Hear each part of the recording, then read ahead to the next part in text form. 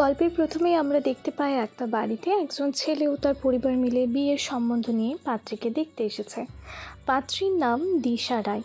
সবে মাস্টার্স শেষ করেছে। তারপর তাদের বাড়ি থেকে সম্বন্ধ দেখা শুরু হয়, আর সেই জন্যই পাত্রপক্ষ দিশাকে দেখতে এসেছে। পাত্রের নাম কৃষ্ণেন্দু চ্যাটার্জি, পেশায় একজন চাকরিজীবী।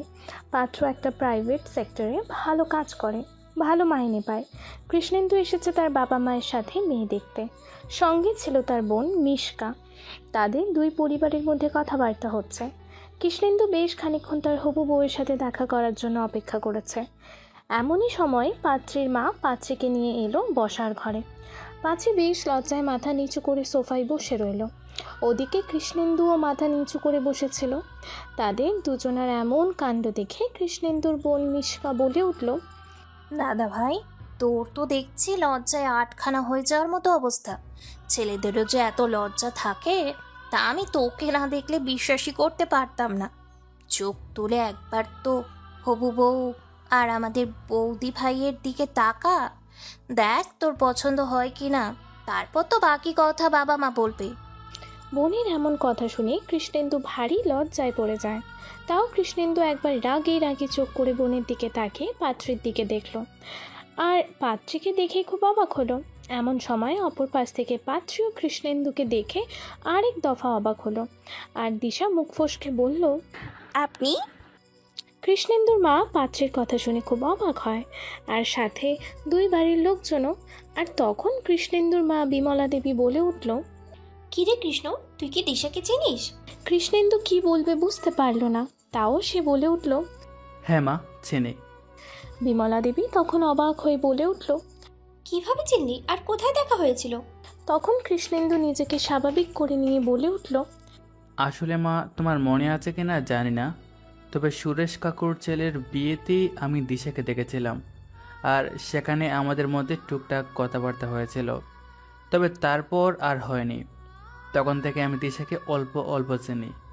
তবে আজ এখানে দেখে খুবই অবাক হলাম, তাই দুজনে একসাথে চমকে গিয়েছিলাম।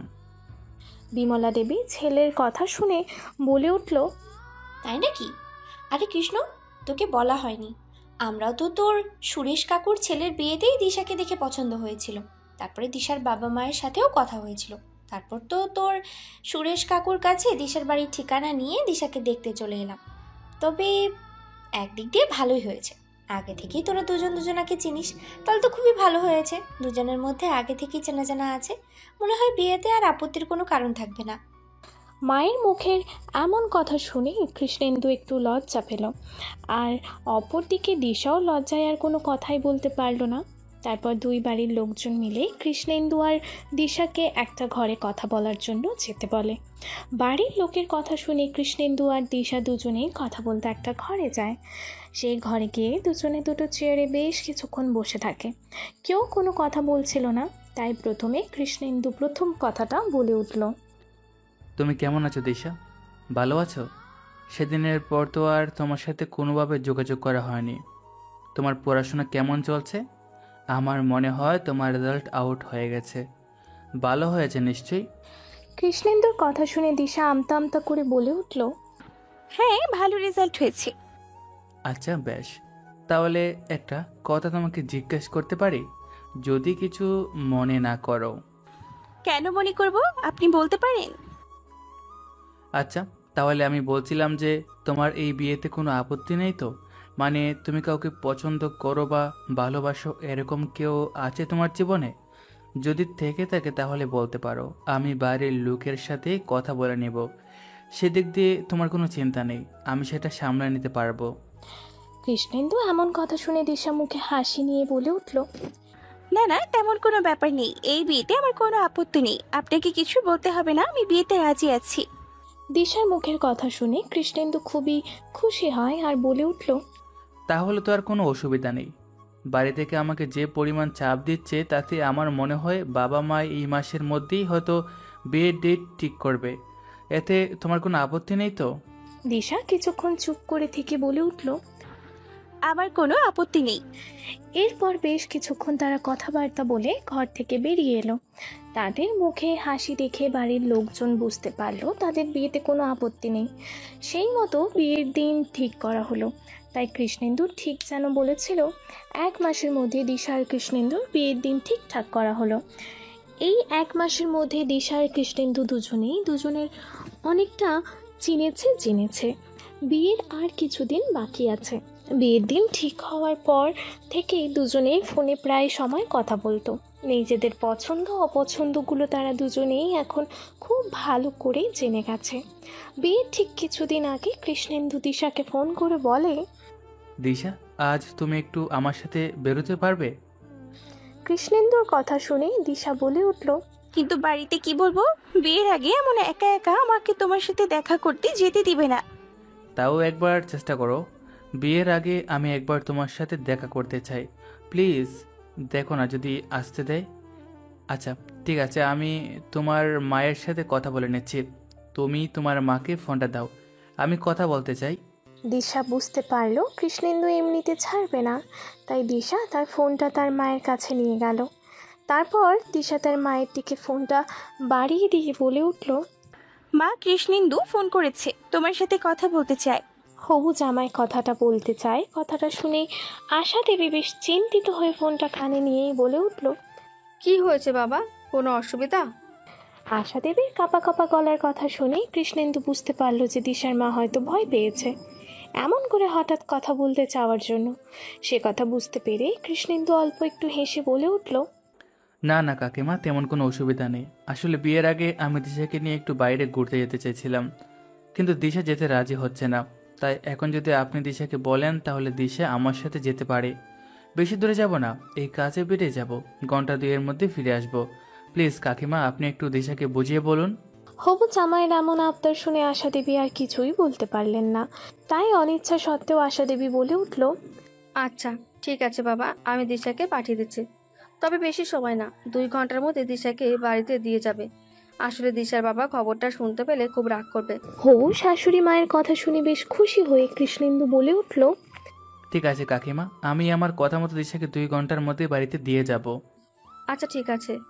এরই কিছুক্ষণ বাদে কৃষ্ণেন্দু এসে দিশাকে সাথে নিয়ে যায় নিজের বাইকে বসে।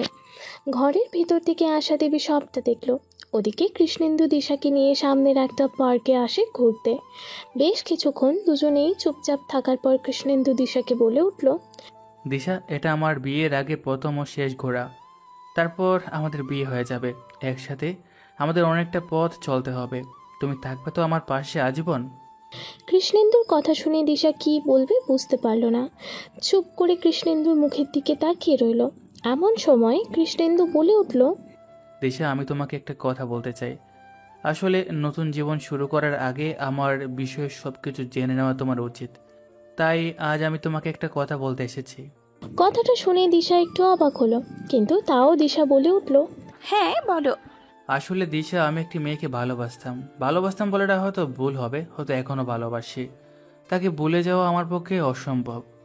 কথাটা শুনে দিশা বলে উঠল, এত যখন ভালোবাসো তাহলে তো তুমি ওকেই বিয়ে করতে পারো। কথাটি শুনে কৃষ্ণেন্দু বলে উঠল, তার কোনোদিনও হবে না, কারণ আমি তাকে হারিয়ে ফেলছি। মানে? আমি জানি না সে এখন কোথায় আছে, কেমন আছে, কারণ তার সাথে আমার আর কোনো যোগাযোগ নেই। কিন্তু কেন নেই সে কথা আমি বলবো তোমায়। আসলে আজ থেকে 3 বছর আগে আমার সাথে রং নাম্বার এক মেয়ের সাথে পরিচয় হয়। তারপর প্রায় দিন আমাদের মধ্যে কথা হতো। ধীরে ধীরে আমাদের মধ্যে বন্ধুত্ব হয়, তারপর ভালোবাসা। তবে তার সাথে কথা বলার সময় আমি বা সে কেউ কাউকে কোনোদিন দেখিনি। তাই আমি আজও জানি না সে কেমন দেখতে। এভাবেই আমরা ভালোবাসতে থাকি।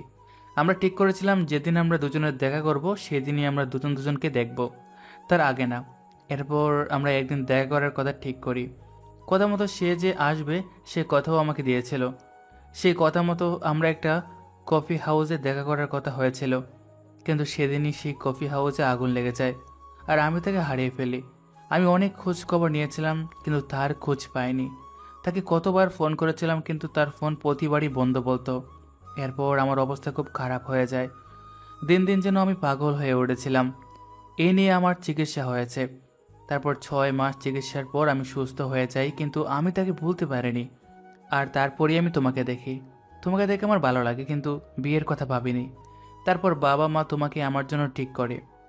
কিন্তু আমি সে কথা জানতাম না। তোমার বাড়িতে গিয়ে তোমাকে দেখি আমি অবাক হয়ে যাই।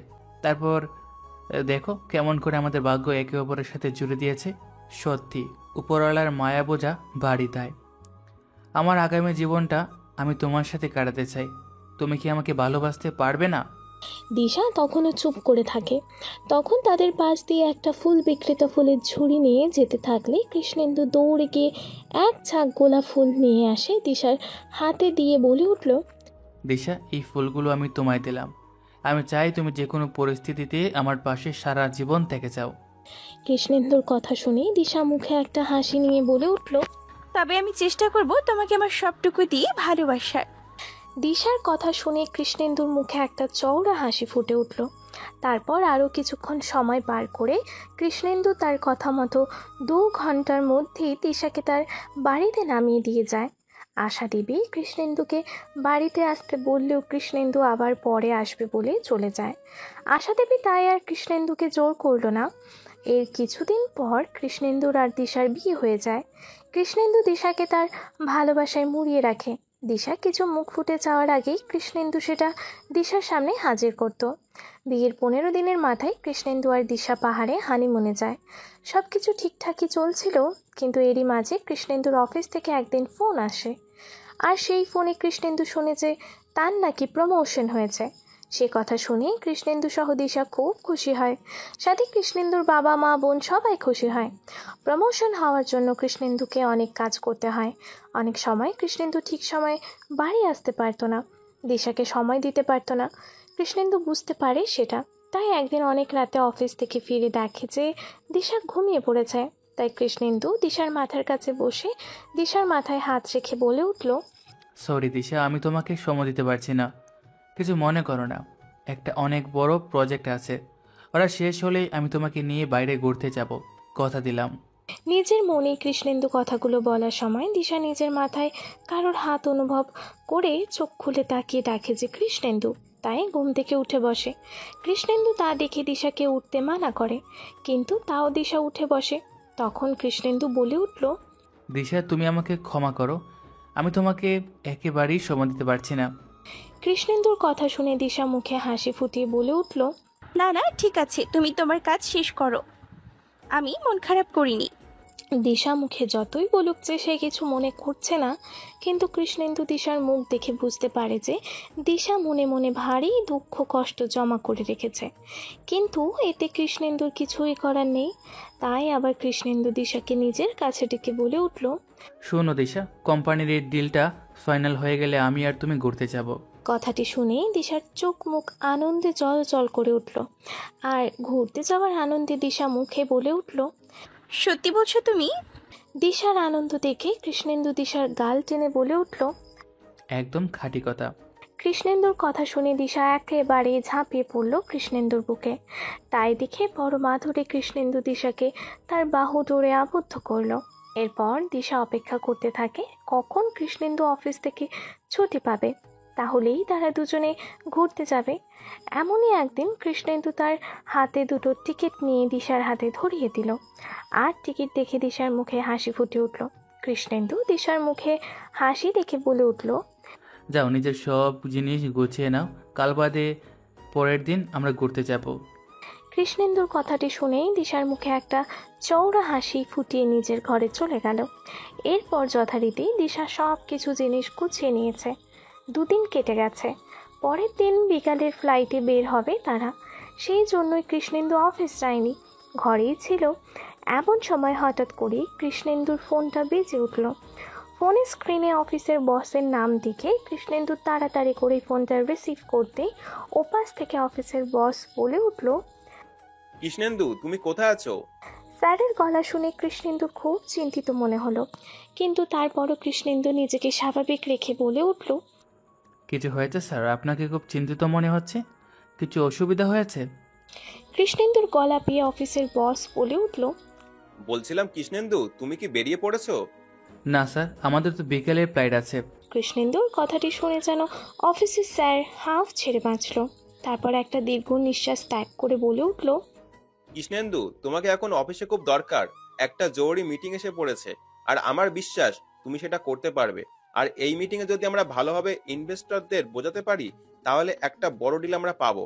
তাহলে আর তোমাদের পিছন ফিরে তাকাতে হবে না, তাই তোমাকে আসতেই হবে। স্যারের কথা শুনে কৃষ্ণেন্দু বলে উঠল, কিন্তু স্যার, আজ আমরা ঘুরতে যাচ্ছি, এখন কিভাবে সম্ভব? সে তো বিকালে যাবে, মিটিংটা তো দুপুরে হবে। আর মিটিং শেষ হওয়ার পর আমি আমার গাড়ি করে তোমাকে বাড়িতে পৌঁছে দিয়ে আসবো, কথা দিলাম। স্যারের কথা শুনে কৃষ্ণেন্দু আর কিছু বলতেও পারল না, ফোনটা কেটে রেখেছে। অমনি দিশাকে তার পেছনে দাঁড়িয়ে থাকতে দেখে কৃষ্ণেন্দু বলে উঠল, বলছিলাম কি দিশা, স্যার আমাকে ফোন করছিল, একটা জরুরি কাজ এসে পড়েছে। তুমি কিছু চিন্তা করো না, আমি তাড়াতাড়ি কাজটা মিটিয়ে বিকালের আগে বাড়ি ফিরে আসবো। কৃষ্ণেন্দুর কথা শুনে দিশার মুখের হাসিটা চলে গেল, আর তখন মুখ গোমড়া করে বলে উঠল, কৃষ্ণেন্দু, আবার আজ ঘুরতে যেতে পারবে তো? কৃষ্ণেন্দু দিশার মনের কথা বুঝতে পারল, তাও আশ্বাস দিয়ে কৃষ্ণেন্দু বলে উঠল, আমি ফিরে আসবো বিকালের আগে, তুমি নিজে তৈরি হয়ে থাকো, আমি আসছি। এই বলে কৃষ্ণেন্দু বাড়ি থেকে বেরিয়ে যায়। দিশা মুখটা গোমড়া করে বসে রইল, তাও মনের মধ্যে কিছুটা আশা রাখলো যে কৃষ্ণেন্দু বিকেলের আগে বাড়ি ফিরে আসবে। এরপর কৃষ্ণেন্দু অফিসে পৌঁছায়। মিটিং শুরু হতে হতে দুপুর গড়িয়ে যায়। ঘড়ির দিকে বারবার তাকিয়ে কৃষ্ণেন্দু দেখতে থাকে, কিন্তু মিটিং আর শেষ হয় না। ওদিকে দিশা ঘরে বসে থেকে আস্তে আস্তে সময়টা পেরিয়ে যেতে দেখে। একটা সময় ফ্লাইটের সময় পেরিয়ে গেলে দিশা মন খারাপ করে বসে থাকে। বেশ অনেকটা সময় পরে কৃষ্ণেন্দু বাড়ি ফিরে এলেই বিমলা দেবী জানায় যে আজ বৌমা ঘর থেকে বের হয়নি, খাবারও খায়নি। তুই যা, দেখ কেমন আছে। মায়ের কথা শুনে কৃষ্ণেন্দু কাঁধের ব্যাগ সোফাতে নামিয়ে দিয়ে তাড়াতাড়ি নিজের রুমের দিকে যায়। রুমের কাছে এসে দরজা নক করতেই বুঝতে পারে দরজা ভেতর থেকে লাগানো। বেশ কয়েকবার ডাকার পর দিশা যখন দরজা খোলেনি, তখন কৃষ্ণেন্দু ও তার বাড়ির সবাই খুব চিন্তিত হতে থাকে। এরপর যখন দিশা দরজা খুলছে না দেখে কৃষ্ণেন্দু দরজা ভেঙে ঘরের ভেতরে প্রবেশ করতে চাইলেই একটা সময় দিশা দরজা খুলে দেয়। দিশাকে দেখে কৃষ্ণেন্দু বুঝতে পারে যে দিশা অনেক কেঁদেছে। সেটা বুঝতে পেরে কৃষ্ণেন্দু তার বাড়ির সবাইকে যেতে বলে, আর বলে, মা, আমি সামলে নেব, তোমরা আর চিন্তা করো না। ছেলের কথা শুনে বিমলা দেবী ঘরের বাইরে থেকে চলে গেল। বুঝতে পারলো এখন কৃষ্ণেন্দু আর দিশাকে আলাদা ছেড়ে দেয়াই ভালো। কৃষ্ণেন্দু ঘরের মধ্যে প্রবেশ করে দেখলো দিশা সমস্ত জামাকাপড় ব্যাগ থেকে বের করে আবারও আলমারিতে তুলে রেখেছে। কৃষ্ণেন্দু সেই সব দেখে কিছু বলতে যাবে, এমন সময় দিশা বিছানায় পাশ ফিরে ঘুমিয়ে পড়ে। কৃষ্ণেন্দুর সাথে একটি কথাও আর বলল না। কৃষ্ণেন্দু দিশার সাথে কথা বলার চেষ্টা করেছে, কিন্তু দিশা কোনো কথা বলেনি। তাই কৃষ্ণেন্দুও আর কোনো কথা না বলে হাত মুখ ধুয়ে ঘর থেকে বেরিয়ে রান্নাঘরে গিয়ে দেখল তাদের জন্য খাবার রাখা আছে।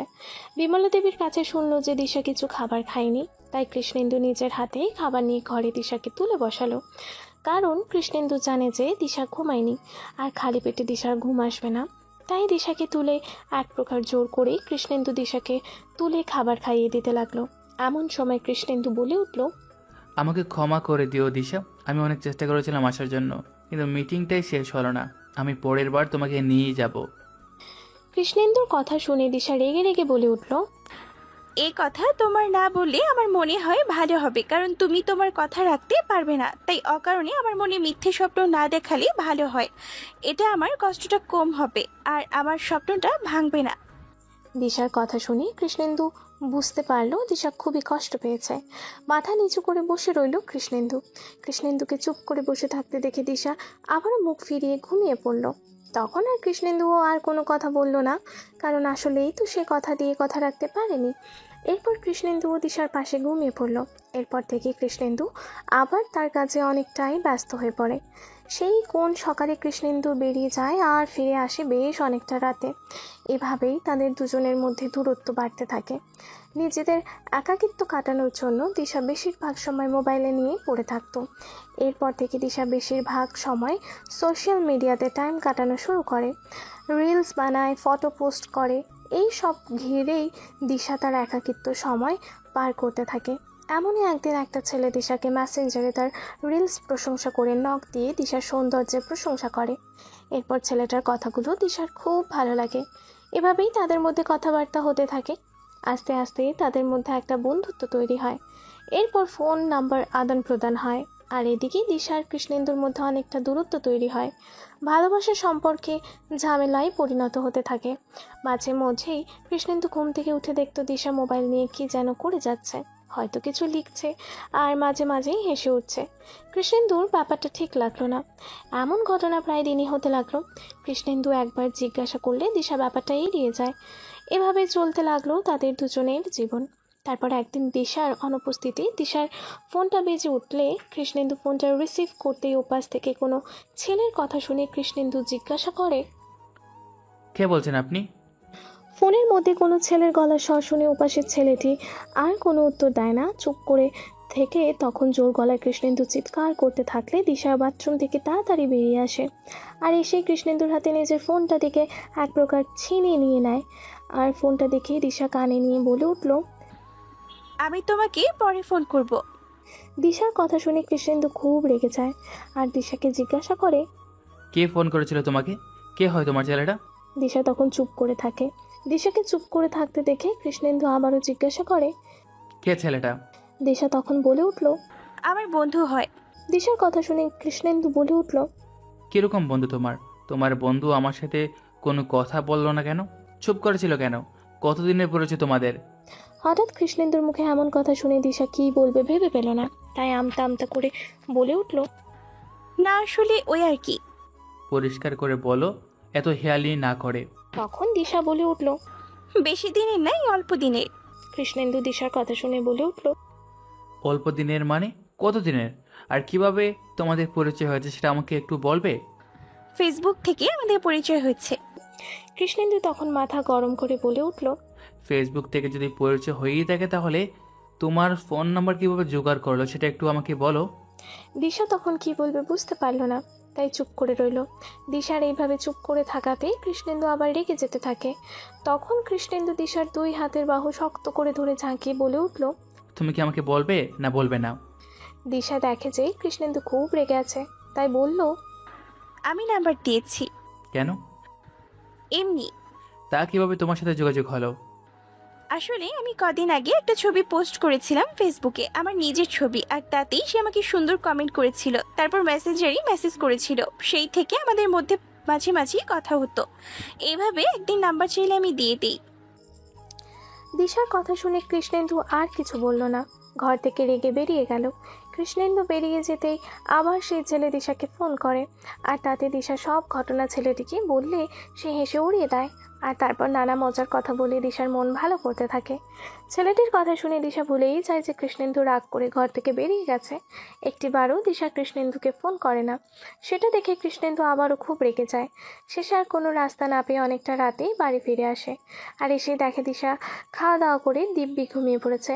সেটা দেখে কৃষ্ণেন্দুর খুব কষ্ট হলো, কিন্তু সেটা দিশাকে বলল না। সেই রাতে কৃষ্ণেন্দু না খেয়েই ঘুমিয়ে যায়। দিশা একবার উঠেও কৃষ্ণেন্দুর কোনো খবর নিল না। বিছানায় শুয়ে শুয়ে কৃষ্ণেন্দু মনে মনে ভাবতে লাগলো, তবে কি দিশা আমার থেকে একটু একটু করে দূরে সরে যাচ্ছে? কিন্তু এমনটা তো হতে দেওয়া যাবে না। এই সব কথা ভেবে নিয়েই তাই কৃষ্ণেন্দু স্থির করলো কাল সকালে দিশার সাথে কথা বলবে। এই সব ভেবে কৃষ্ণেন্দু ঘুমিয়ে পড়ে। সকালে ঘুম থেকে উঠে কৃষ্ণেন্দু দিশাকে ঘরে দেখতে না পেয়ে বিমলা দেবীকে দিশার কথা জিজ্ঞাসা করলে বিমলা দেবী জানায়, কিরে, দিশা তো আমাকে বলে গেল তার কোনো বান্ধবীর সাথে দেখা করতে যাচ্ছে। অনেক দিন তার সাথে দেখা হয় না। তার বান্ধবী বাইরে থাকে, বাপের বাড়ি এসেছে ঘুরতে, তাই সে তার বান্ধবীর সাথে দেখা করতে গেছে। দুপুরের মধ্যেই বাড়ি ফিরে আসবে। কেন, তোকে কিছু বলে যায়নি? মায়ের কথা শুনে কৃষ্ণেন্দু চিন্তায় পড়ে গেল। আর তখন বিমলা দেবী কৃষ্ণেন্দুকে ভাবনায় দেখে কৃষ্ণেন্দুকে ডেকে বলে উঠল। কিরে, তোকে কিছু বলে যায়নি বৌমা?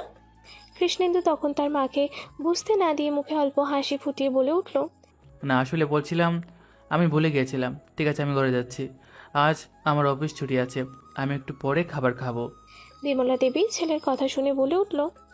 আচ্ছা বেশ, ঠিক আছে তাহলে। এবার কৃষ্ণেন্দু নিজের রুমে চলে যায়।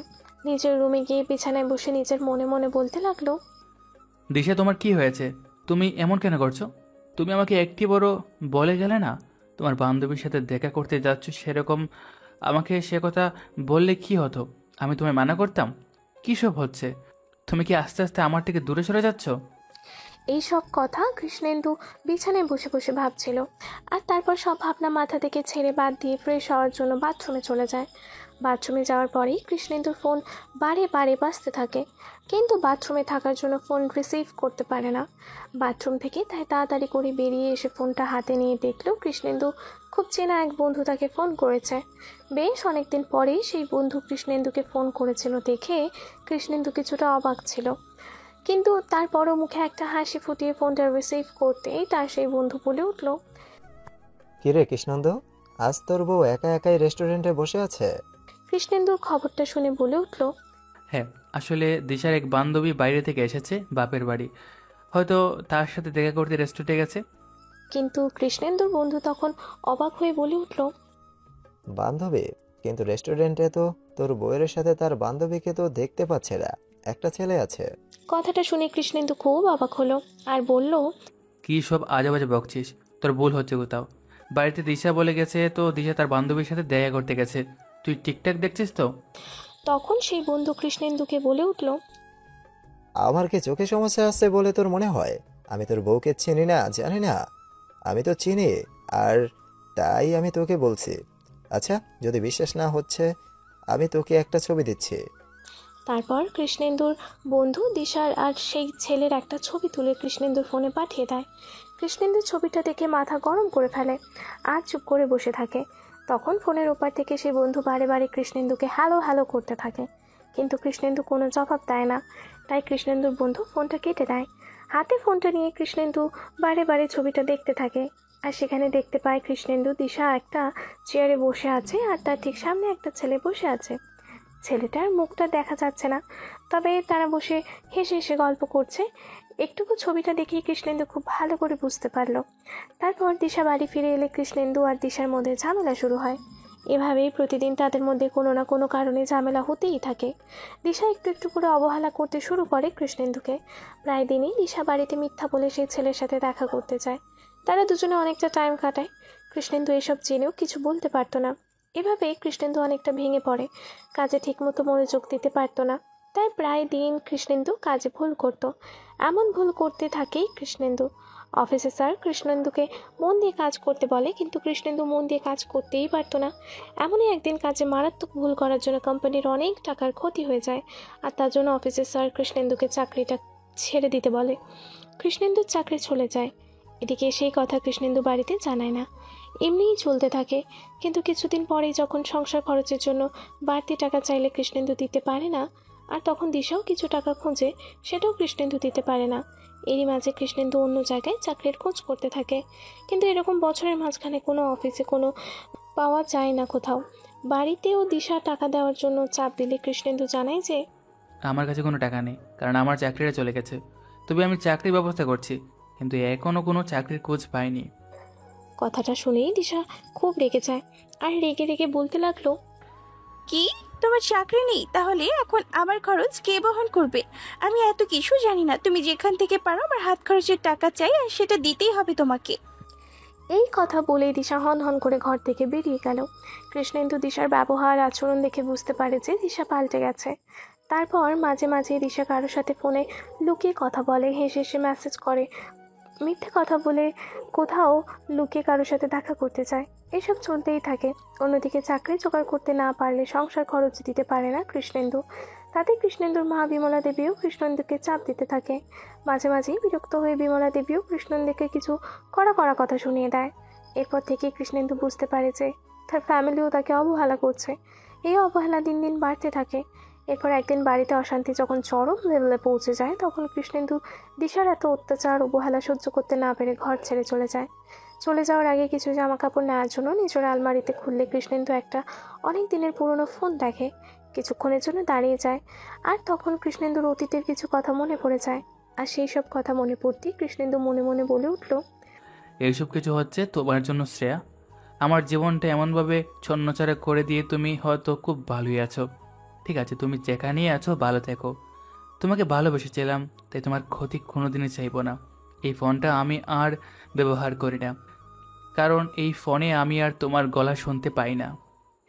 এই সব কথাগুলো মনে করি কৃষ্ণেন্দু আর আলমারি থেকে কোনো জামা কাপড় না নিয়ে সেই পুরনো ফোনটা নিজের প্যান্টের পকেটে নিয়ে বাড়ি থেকে বেরিয়ে যায়।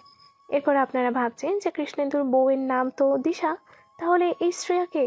শ্রেয়াকে তা জানতে হলে তো আপনাদেরকে এই সম্পূর্ণ গল্পটা মন দিয়ে শুনতে হবে। শ্রেয়াকে আর তার সাথে কৃষ্ণেন্দুর কী সম্পর্ক, সেই সব কথা জানতে পারবেন গল্পের মধ্যে। তাহলেই আবার আমরা গল্পে ফিরি। এরপর কৃষ্ণেন্দু বাড়ি থেকে নিজের গাড়ি নিয়ে যেতে থাকে। তবে রাস্তায় যেতে যেতে কৃষ্ণেন্দু ভাবে, এখন আমি কোথায় যাব? কৃষ্ণেন্দু নিজের মনেই ভাবতে থাকে। আর তখনই কৃষ্ণেন্দু ফোনটা বেজে ওঠে। সেখানে দেখতে পায় তার অনেক দিনের পুরনো বন্ধু দিব্যেন্দু ফোন করেছে। না চাইলেও মনে অনেক অনিচ্ছা সত্ত্বেও ফোনটা রিসিভ করে। আর ফোন রিসিভ করতেই দিব্যেন্দু বলে উঠল, কিরে, কেমন আছিস? অনেকদিন পর আবার আমাদের কথা হচ্ছে। কৃষ্ণেন্দু কথা বলতে না ইচ্ছে করলেও নিজেকে স্বাভাবিক রেখেই বলল, ওই আছে যেমন তেমন করে। দিব্যেন্দু কথাটি শুনে মনটা খারাপ হয়ে গেল আর বলল, কেন, কি হয়েছে? তোর গলার আওয়াজটা কেমন যেন শোনাচ্ছে। সবকিছু ঠিক আছে তো? কৃষ্ণেন্দু কিছু বলতে চাইল না, কিন্তু শেষ পর্যন্ত দিব্যেন্দুর জোড়াজড়িতে কৃষ্ণেন্দু বলে উঠল, আমার চাকরি চলে গেছে, এখন আমি কি করব কিছু বুঝতে পারছি না। কৃষ্ণেন্দুর কথা শুনে তখন দিব্যেন্দু কৃষ্ণেন্দুকে ভরসা দিতে থাকে। আর তখন দিব্যেন্দু বলে উঠল, তুই আমার কাছে চলে আয়, আমি তোর একটা ঠিক কোনো না কোনো ব্যবস্থা করে দেব। প্রথমে কৃষ্ণেন্দু দিব্যেন্দুর কথায় রাজি হয় না, তবে পরে আর কোনো উপায় না পেয়ে কৃষ্ণেন্দু রাজি হয়ে যায়। তারপর কৃষ্ণেন্দু পৌঁছায় দিল্লিতে। দিব্যেন্দু কৃষ্ণেন্দুর বেস্ট ফ্রেন্ড। কৃষ্ণেন্দু দিব্যেন্দুর কাছে গিয়ে থাকতে শুরু করে। এরপর বেশ কিছুদিন এইভাবে বসে থেকে কৃষ্ণেন্দু মনে মনে ঠিক করে যে এইভাবে বসে থাকলে কিছু হবে না, তাকে কিছু একটা কাজ করতেই হবে। তাই দিব্যেন্দুর সাথে কথা বলে কৃষ্ণেন্দু সিদ্ধান্ত নেয় যে কৃষ্ণেন্দু নিজের একটা ব্যবসা শুরু করবে। কৃষ্ণেন্দুর এই সিদ্ধান্তে দিব্যেন্দু কৃষ্ণেন্দুর পাশে থাকলো, এমনকি কোনো সাহায্য বললে সেটাও করবে বলে দিব্যেন্দু কথা দেয়। তারপর কৃষ্ণেন্দুর ব্যাংকের কিছু জমানো টাকা আর নতুন কেনা 4 চাকা গাড়িটা বিক্রি করে দেয়, যেটা নিয়ে কৃষ্ণেন্দু দিল্লি এসেছিল। সেখান থেকে অনেকগুলো টাকা পায় কৃষ্ণেন্দু। এরপর কৃষ্ণেন্দু দিল্লিতেই একটা বড় ব্যবসা করবে ঠিক করে। সব কিছু কাজ তেমনভাবেই করতে থাকে কৃষ্ণেন্দু। এর মাঝেই একদিন কৃষ্ণেন্দুর বোন মিশকা কৃষ্ণেন্দুকে ফোন করে আর বলে, দাদা, বৌদি ভাইয়ের বাপের বাড়ি চলে গেছে, ডিভোর্স লেটার পাঠিয়ে দেবে বলেছে। বৌদি ডিভোর্স চায়। কৃষ্ণেন্দু তার বোনের কথা শুনে খুব রেগে যায়। আর তখন কৃষ্ণেন্দু দিশাকে ফোন করে। আর তখন দিশা ফোন রিসিভ করতে কৃষ্ণেন্দুকে বলে উঠল, এসব তুমি কি শুরু করছো দিশা? তুমি কি করতে চাও? দিশাও তখন গর্জে বলে উঠল, আমি এই বিয়েটা রাখতে চাই না, আমি মুক্তি চাই, আমাকে ডিভোর্স দিয়ে মুক্তি দাও। কিন্তু কেন? দিশা, প্রত্যেক স্বামী স্ত্রীর মধ্যে ঝগড়া হয়, তবে তাই বলে কোনো স্বামী স্ত্রী ডিভোর্স চায় না? তুমি ডিভোর্স চাইছো কেন? তখন দিশা সোজা ভাষায় বলে উঠল, আমি এখন কাউকে নিজের জীবনে চাই, যার টাকাও থাকবে আবার আমাকে সময়ও দেবে। দিশার কথা শুনে কৃষ্ণেন্দু বলে উঠল, তাহলে কি তুমি তেমন কাউকে তোমার জীবনে পেয়ে গেছো? দিশা কৃষ্ণেন্দুর কথা শুনে কিছুক্ষণ চুপ করে থেকে বলে উঠল, হ্যাঁ, আমি পেয়ে গেছি। তখন কৃষ্ণেন্দু একটা তাচ্ছিল্যের হাসি এসে বলে উঠল, ও আচ্ছা, এই ব্যাপার। তাহলে সেটাই বলো যে তুমি তোমার জীবনে অন্য কাউকে এনেছো, তাই তুমি আমার কাছ থেকে মুক্তি চাইছো। সেটা বড় ব্যাপার না, আমি তোমাকে মুক্তি দিয়ে দেবো। তবে আক্ষেপ শুধু একটাই যে তুমি আমার বিপদের সময় আমার পাশে থাকলে না। মানুষ চেনা খুবই কঠিন, তবে সময় থাকতে আমি তোমাকে চিনতে পেরেছি, এটাই অনেক। ঠিক আছে, তোমার কোনো চিন্তা নেই। আমি ঠিক সময় গিয়ে ডিভোর্স পেপারে সাইন করে দিয়ে আসবো। তুমি বিয়ে করো, তোমার যাকে ইচ্ছা তুমি তাকে বিয়ে করে সুখের সংসার করো, আমার কোনো আপত্তি নেই। আচ্ছা, একটা কথা জিজ্ঞেস করার ছিল। এতক্ষণ কৃষ্ণেন্দুর কথা শুনে দিশা চুপ করেছিল। তারপর বলে উঠল, হ্যাঁ বলো, কি জিজ্ঞাসা করার আছে তোমার? আসলে জিজ্ঞেস করছিলাম যে তুমি যাকে নিজের জীবনে তোমার জীবন সঙ্গী হিসেবে বেছে নিয়েছো, সে নিশ্চয়ই কোনো বড় চাকরি বাকরি করে বা নিজের কোনো বিজনেস আছে। কৃষ্ণেন্দুর কথা শুনে দিশা বলে উঠল, হ্যাঁ, অনেক বড় একটা কোম্পানিতে চাকরি করে। দিশার কথা শুনে কৃষ্ণেন্দুর মনে একটা জেদ তৈরি হয় আর মনে মনে বলে উঠল, আমিও একদিন নাম্বার 1 বিজনেসম্যান হয়ে দেখাবো, এবং সেটাও খুব জলদি। কথাগুলো মনে মনে বলেই কৃষ্ণেন্দু ফোন কেটে দেয়। আর তারপর কৃষ্ণেন্দু নিজের নামে একটা কোম্পানি খোলার ব্যবস্থা করে, যার জন্য 3 মাস টাইম লাগে। এর মাঝে কৃষ্ণেন্দু বাড়িতে আসে একদিন। তারপর ওদের ডিভোর্স হয়ে যায়। ডিভোর্স হয়ে গেলে আবার কৃষ্ণেন্দু দিল্লি ফিরে যায়। তারপর একদিন কৃষ্ণেন্দুর এক বন্ধু ফোন করে জানায় যে তার বউয়ের জন্য অন্য এক ছেলের সাথে বিয়ে হয়ে গেছে, আর সেটাও সেই ছেলের সাথে যে ছেলের সাথে দিশা বাড়িতে মিথ্যে বলে দেখা করতে যেত। সব শুনে কৃষ্ণেন্দু অল্প হাসে, আর কিছুই বলে না। এদিকে কৃষ্ণেন্দু এরপর একটা ফ্যাশনেবল ব্র্যান্ডের কোম্পানি ওপেন করে, যেটা কয়েক মাসে সারা দিল্লি সহ গোটা ভারতে ভীষণ নামডাক তৈরি করে। গোটা ভারতে কোম্পানির অনেকগুলো শাখা, প্রতিটা রাজ্যের প্রতিটা জেলার ছোট থেকে বড় সমস্ত শহরে 1 থেকে 2টো করে শাখা খোলা হয়। অনলাইন থেকে শুরু করে অফলাইন মার্কেট সব জায়গাতে তাদের চাহিদা ভরপুর হয়ে ওঠে। দেশের 1 নম্বর ব্র্যান্ডগুলির তালিকায় এই কোম্পানির নাম উঠে আসে। এরই মাঝে একদিন নীরব এসে দিশাকে জানায় যে, বলছি শোনো না দিশা, আমার চাকরি বদলে হয়ে গেছে দিল্লিতে, তাই কাল সকালে দিল্লির জন্য বেরিয়ে যেতে হবে। তুমি আজ রাতের মধ্যে যা যা নেওয়ার নিয়ে নিও, কালকে আমরা দিল্লি যাব। কথাটি শুনেই দিশা খুব খুশি হয়। তারপরের দিনই নীরব আর দিশা দিল্লির উদ্দেশ্যে রওনা দেয়। দিল্লিতে অফিস কালিকদের থাকার জন্য অফিস থেকে তার ব্যবস্থা করে দিয়েছে।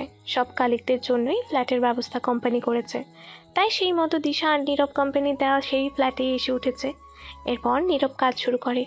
বেশ কিছুদিন যাওয়ার পর নীরবের কাজ দেখে অফিসের স্যার খুবই খুশি হয় আর নীরবকে খুব বাহবা দেয়। আর তাতে খুশি হয়ে নীরব তার অফিস স্যারকে নিজের ফ্ল্যাটে নিমন্ত্রণ করে নিজের অ্যানিভার্সারি উপলক্ষে। নীরবের আমন্ত্রণে স্যার আর মানা করতে পারে না, তাই স্যার বলে যে তিনি আসবেন নীরবের অ্যানিভার্সারিতে। সে কথা শুনে নীরব খুব খুশি হয় আর বাড়ি গিয়ে নীরব দিশাকে জানায় যে তার অফিসের বস খুবই ভালো আর আজ রাতে ডিনারের জন্য তাদের বাড়িতে আসবে। নীরব সেই মতো দিশাকে ভালো ভালো খাবার রান্না করতে বলে দিয়েছে। নীরবের কথা মতো দিশা অনেকগুলো ভালো ভালো খাবার রান্না করে। নীরব বরাবরের মতোই বলতে থাকে যে, দিশা, তুমি জানো আমার অফিসের স্যারের বিহেভিয়ার খুবই ভালো, তিনি যেন কিছুতেই খামতি মনে না করেন। নীরবের কথা মতো দিশা শুধু ঘাড় নাড়ায়। আর তার কিছুক্ষণ পর নীরবের ফ্ল্যাটের দরজায় বেলের আওয়াজ হলে নীরব তাড়াতাড়ি করে দিয়ে দরজা খুলে দেয়। সাথে নীরবের পাশে দিশাও দাঁড়িয়েছিল। এমন সময় দরজা খুলে দিশার সামনে দাঁড়িয়ে থাকা মানুষটিকে দেখে একেবারে চমকে যায়। সে আর কেউ না, দিশার এক্স হাজব্যান্ড কৃষ্ণেন্দু। কৃষ্ণেন্দুকে এতদিন পর দেখে দিশা তার চোখকে বিশ্বাসই করতে পারছে না। এটা কি এইভাবে সম্ভব? দিশা মনে মনে বলে উঠল, এসব কি হচ্ছে? কৃষ্ণেন্দু, নীরব স্যার, আজ কৃষ্ণেন্দুর টাকা পয়সার সময় কোনো কিছুর অভাব নেই, সব আছে, কিন্তু এটা হলো কেমন করে? এইসব কথাই দিশা দাঁড়িয়ে দাঁড়িয়ে ভাবছিল। তখন নীরব দিশাকে তার স্যারের আপ্যায়ন করতে বলে। ওদিকে কিন্তু দিশাকে দেখে কৃষ্ণেন্দুর খুব রাগ করে, কিন্তু মুখে সেটা কৃষ্ণেন্দু প্রকাশ করে না। বেশ কিছুক্ষণ পর দিশা কৃষ্ণেন্দুর সাথে কথা বলার চেষ্টা করলে কৃষ্ণেন্দু সেটা বুঝতে পেরে দিশাকে এড়িয়ে যায়। দিশা কৃষ্ণেন্দুর এমন ব্যবহার দেখে খুব কষ্ট পায়। তখন দিশা তার ভুল বুঝতে পারে, কিন্তু এখন আর দিশার কিছুই করার নেই। কৃষ্ণেন্দু তারপর কোনো রকম কিছু খেয়ে বাড়ি চলে যায়। কৃষ্ণেন্দু দিশাকে দেখে মনে মনে বলে উঠল, যে টাকার জন্য আমাকে ছেড়ে গিয়েছিলে, এখন সেই স্বামীর টাকার 10 গুণ টাকা আমার আছে। আমি যেটা করতে চেয়েছিলাম সেটা করে আমি দেখেছি। এইসব কথা কৃষ্ণেন্দু গাড়িতে বসে যাওয়ার সময় ভাবতে থাকে। আর এমন সময় কেউ একজন কৃষ্ণেন্দুর গাড়ির সামনে চলে আসে। কৃষ্ণেন্দু কোনো রকমে গাড়ি দাঁড় করায় আর গাড়ি থেকে নেমেই দেখে একটা মেয়ে, জায়গা থেকে কৃষ্ণেন্দু কিছুক্ষণের জন্য ওখানে দাঁড়িয়ে পড়েছিল। তারপর আবার নিজেকে স্বাভাবিক করে বলে উঠল, মরার জন্য কি পৃথিবীতে আমার গাড়িটাই পেয়েছিলে? কৃষ্ণেন্দু বেশ কিছুক্ষণ মেয়েটাকে বকাবকির পরও মেয়েটা কোনো কথা না বললে কৃষ্ণেন্দু রেগে আবার গাড়ি নিয়ে চলে যায়। পরের দিন অফিসে কৃষ্ণেন্দুকে তার অ্যাসিস্ট্যান্ট নীল জানায় যে, স্যার, আজ আমাদের কোম্পানিতে একজন নতুন ডিজাইনার মেয়ে জয়েন হবে। কথাটি শুনে কৃষ্ণেন্দু বলে উঠল, আচ্ছা, সেই মেয়েটা এলে আমার অফিসে নিয়ে আসবে। ঠিক আছে স্যার। নীল চলে যাওয়ার বেশ কিছুক্ষণ পর নীল একটা মেয়েকে নিয়ে কৃষ্ণেন্দুর কেবিনে প্রবেশ করলো। আর তারপর সেই মেয়েকে দেখে কৃষ্ণেন্দু একেবারেই অবাক। আর নিজের চেয়ার থেকে উঠে এসে কৃষ্ণেন্দু বলে উঠল, এই মেয়ে, তুমি এখানে কি করছো? মেয়েটিও তখন কৃষ্ণেন্দুকে দেখে খুব অবাক হয়, কিন্তু মেয়েটি কোনো কথাই বলছিল না। আর তাতে কৃষ্ণেন্দু ভীষণ রেগে যায় আর এগিয়ে এসে কৃষ্ণেন্দু মেয়েটাকে জিজ্ঞাসা করে, এই মেয়ে, আমি যখনই কোনো কথা বলি তুমি তার উত্তর দাও না কেন? তোমার অসুবিধাটা কোথায়? নীল কৃষ্ণেন্দুকে দেখে বুঝতে পারলো স্যার রেগে গেছে, কিন্তু কী কারণে রেগে গেল বুঝতে পারলো না। তাই তখন নীল কৃষ্ণেন্দুকে জিজ্ঞাসা করে উঠল, স্যার, আপনি ওকে চেনেন? কৃষ্ণেন্দু তখন নীলের দিকে তাকিয়ে বলে উঠল, না, আমি চিনি না, তবে কাল আমার সাথে রাস্তায় দেখা হয়েছিল। আমার গাড়ির সাথে অ্যাক্সিডেন্ট হতে হতে এই মেয়েটা বেঁচেছে, তাই আমি চিনি। কিন্তু এই মেয়ে আমার কোনো কথার উত্তর দেয় না কেন? নীল তখন বলে উঠল, আসলে স্যার, ওর নাম শ্রেয়া, ও মুখে কথা বলতে পারে না। কথাটি শুনে কৃষ্ণেন্দু শ্রেয়ার দিকে তাকিয়ে থাকে। কৃষ্ণেন্দু কি বলবে বুঝতে পারছিল না। তখন শ্রেয়া নিজের হাতের ইশারায় কিছু বোঝাতে চায়, কিন্তু কৃষ্ণেন্দু সেটা বুঝতে পারে না। আর তখন শ্রেয়ার ইশারায় করে বলা কথাটি নীল বলতে থাকে, আসলে স্যার, শ্রেয়া বলছে যে কাল, ওই জন্য সে আপনার কথার উত্তর দিতে পারেনি, কারণ সে মুখে কথা বলতে পারে না। এই সব শুনে কৃষ্ণেন্দু অবাক হয়। আর তখন কৃষ্ণেন্দু নীলকে বলে উঠল, সে যদি কথাই না বলতে পারে তাহলে এই অবস্থায় সে কীভাবে কাজ করবে? ম্যানেজমেন্ট ডিপার্টমেন্ট মেয়েটাকে সিলেক্ট করলে কীভাবে? কোনো কাণ্ডজ্ঞান নেই। আমি এক্ষুনি তাদের সাথে মিটিং করব। এইভাবে আমি কোম্পানিকে চলতে দিতে পারি না। কৃষ্ণেন্দুর কথা শুনে নীল কিছু বলতে চাইল, কিন্তু শ্রেয়া তখন আবার ইশারা করে বলে উঠল, এখানে আমি কাজ করতে এসেছি, আমার গলার স্বর শোনাতে নয়। এখানে আমার কাজ থেকে সিলেক্ট করেছে। আর সব থেকে বড় কথা, আপনি তো আর আমাকে কথা বলার জন্য নিশ্চয়ই মাসের শেষে বেতন দিবেন না। আমার কাজ দেখে আমাকে বেতন দিবেন, আমার কথা শুনে কি দিবেন? আমি একটুকু বলতে পারি, আমি আপনাকে নিরাশ করব না। শ্রেয়ার কথাগুলো শুনে কৃষ্ণেন্দু খুব রেগে যায়, কিন্তু মুখে কিছু বলে না। ঠিক তখনই কৃষ্ণেন্দু নীলকে জিজ্ঞাসা করে, আচ্ছা নীল, তুমি ওর কথা কীভাবে বুঝতে পারছো? কৃষ্ণেন্দুর কথা শুনে নীল অল্প হেসে বলে উঠল, আসলে স্যার, আমার ভাইও কথা বলতে পারে না, সেও এমনভাবেই কথা বলে, আর তার জন্য আমি শ্রেয়ার কথা বুঝতে পারছি। এরপর কৃষ্ণেন্দু আর কোনো কথা বলল না। তারপর নীল শ্রেয়াকে নিয়ে শ্রেয়ার টেবিলের দিকে যেতে লাগলো। শ্রেয়ার টেবিলে একেবারে কৃষ্ণেন্দুর কেবিনের সামনাসামনি। সেটা দেখে শ্রেয়া আর কৃষ্ণেন্দু দুজনেই মুখ বাঁকিয়ে নেয়। এভাবেই চলতে থাকে শ্রেয়া আর কৃষ্ণেন্দুর জীবন। এমনই একদিন শ্রেয়াকে সাহায্য করার জন্য কৃষ্ণেন্দু শ্রেয়াকে অনেক কাজ দেয়, আর সেই কাজগুলো 2 দিনের মধ্যে শেষ করার কথা বলে। আর তার জন্যই শ্রেয়া অফিসে থেকে কাজ করতে থাকে। বেশ অনেকটা রাত হয়ে যায়। কৃষ্ণেন্দু অফিসে তার নিজের কাজ করছিল। তার মনে ছিল না যে সে শ্রেয়াকে অনেক কাজ দিয়েছে। নিজের কাজ মিটিয়ে যখন শ্রেয়ার টেবিলের দিকে তাকায়, তখন দেখতে পায় শ্রেয়ার টেবিলে আলো জ্বলছে। তাই কৃষ্ণেন্দু কোনো শব্দ না করে শ্রেয়ার টেবিলের দিকে গেলে কৃষ্ণেন্দু দেখতে পায় শ্রেয়া কাজ করছে। শ্রেয়াকে কাজ করতে দেখে কৃষ্ণেন্দু অবাক হয়। তখন কৃষ্ণেন্দু শ্রেয়াকে জিজ্ঞাসা করে, তুমি এত রাতে অফিসে কী করছো? তারপর শ্রেয়া আবারও ইশারা করে কথা বলতে থাকে, কিন্তু কৃষ্ণেন্দু শ্রেয়ার কথা কিছুতেই বুঝতে পারছিল না। আর সেটা বুঝতে পেরে শ্রেয়া এবার একটা কাগজে লিখে দেয়, আর তারপর সে কাগজটা কৃষ্ণেন্দুর হাতে ধরিয়ে দেয়। তখন কৃষ্ণেন্দু কাগজটা খুলে পড়তে লাগলো। সেখানে লেখা আছে, আপনার কি মাথার কোনো সমস্যা আছে? কথাটা পড়েই কৃষ্ণেন্দু রাগী চোখে শ্রেয়ার দিকে তাকিয়ে থাকে। তারপর কৃষ্ণেন্দু বলে উঠল, এই মেয়ে, তুমি আমাকে কি মনে করো? কৃষ্ণেন্দু রেগে যাচ্ছে দেখে শ্রেয়া আবারও ইশারা করে বলার চেষ্টা করলো যে আগের লেখাটা পড়তে। তাই আবার কৃষ্ণেন্দু কাজের লেখাটা পড়তে শুরু করলো। আপনার কি মাথায় কোনো সমস্যা আছে? আপনি নিজেই তো আমাকে এতগুলো কাজ দিলেন, তারপর সময় দিলেন 2 দিন। 2 দিনের মধ্যে এত কাজ করা কি সম্ভব? সম্ভব না, কিন্তু তাও আমি চেষ্টা করব। আর তার জন্যই আমি আজ অফিস থেকে কাজটা এগিয়ে রাখবো। শ্রেয়া লেখাটা পড়ে কৃষ্ণেন্দুর খারাপ লাগলো। তখন কৃষ্ণেন্দু মনে মনে বলে উঠল, সত্যি তো 2 দিনের মধ্যে এতগুলো কাজ করা সম্ভব নয়।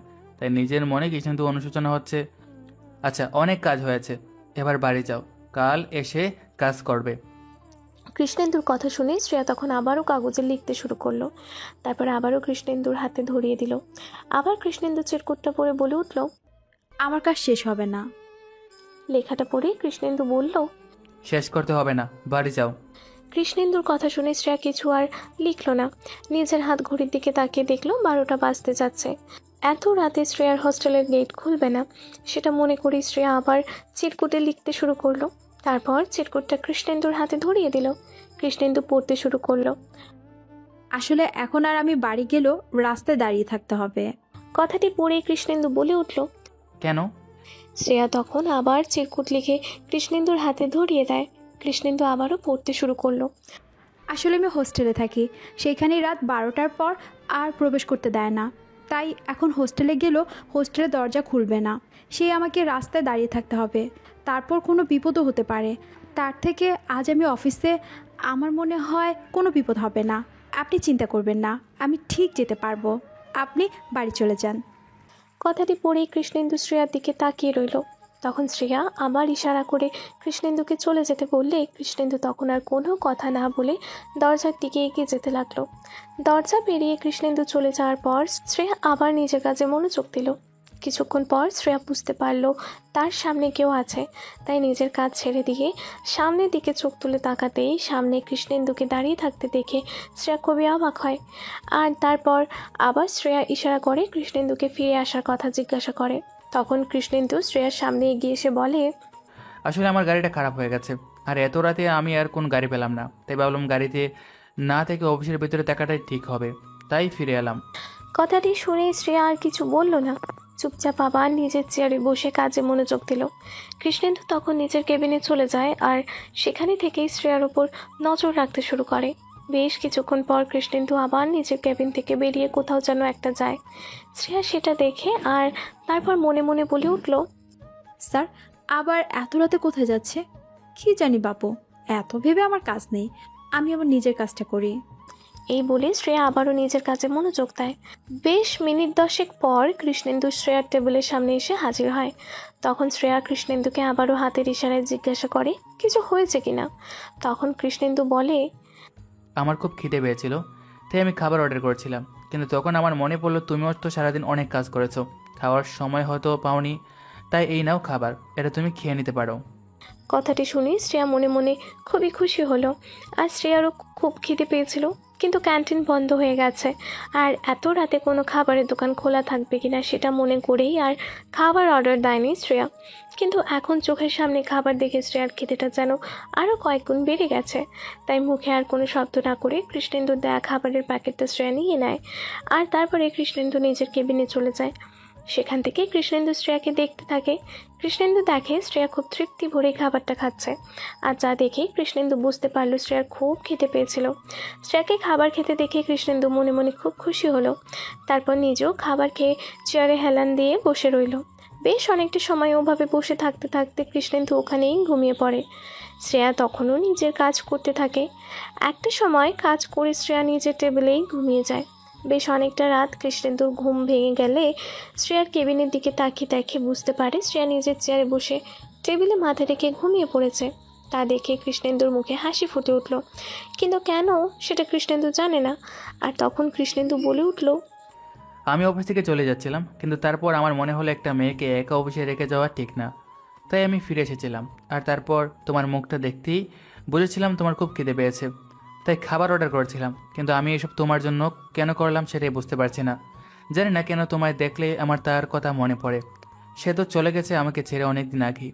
জানি না সে কোথায় আছে, কেমন আছে, আদৌ ভালো আছে কিনা। তবে আমি চাই সে যেখানেই থাকুক, যার সাথেই থাকুক, ভালো থাকুক। তোমার নামটা আজও আমার মনের গভীরে গাঁথা আছে শ্রেয়া। সেদিন তুমি আমার সাথে দেখা করবে বলেছিলে, কিন্তু কেন করনি সেটা আমি আজও জানি না। তারপর তোমার ফোন নাম্বারে কতবার ফোন করেছি, কিন্তু তোমার ফোন সবসময় বন্ধ ছিল। কীভাবে যোগাযোগ করবো কিছুই বুঝতে পারিনি। এই ঘটনার পর আমি অনেকটা ভেঙে পড়েছিলাম, নিজের কোনো খেয়ালই ছিল না। হয়তো আমি আস্তে আস্তে পাগল হয়ে যাচ্ছিলাম। এইভাবে 2 বছর কেটেছে। আমি তোমাকে অনেক খোঁজার চেষ্টা করেছি, কিন্তু পাইনি। তারপর আমার জীবনে এলো দিশা। দিশাকে প্রথম দেখে ভালো লাগলেও তোমার কথা আমার সারাক্ষণ মনে পড়তো। আমি তো বিয়ে করব না একথা মাকে বলেও দিয়েছিলাম। আমার এমন অবস্থা দেখে মায়ের জোরাজোরিতে শেষে আমি বিয়েটা করেছিলাম। তোমাকে বলে অন্য কাউকে নিয়ে সংসার করতে চেয়েছিলাম, কিন্তু দেখো আমার কপালটাই কেমন। হয়তো আমার কপালে সংসারের সুখ লেখাই নেই, তাই দিশাও আমাকে ছেড়ে চলে গেছে। তুমি ভালো আছো তো শ্রেয়া? তোমার গলার স্বর শুনতে খুব ইচ্ছা করছে আমার। তুমি কেমন দেখতে সেটাও তো আমি জানি না। এখন তোমার কৃষ্ণেন্দু অনেক বড় হয়েছে।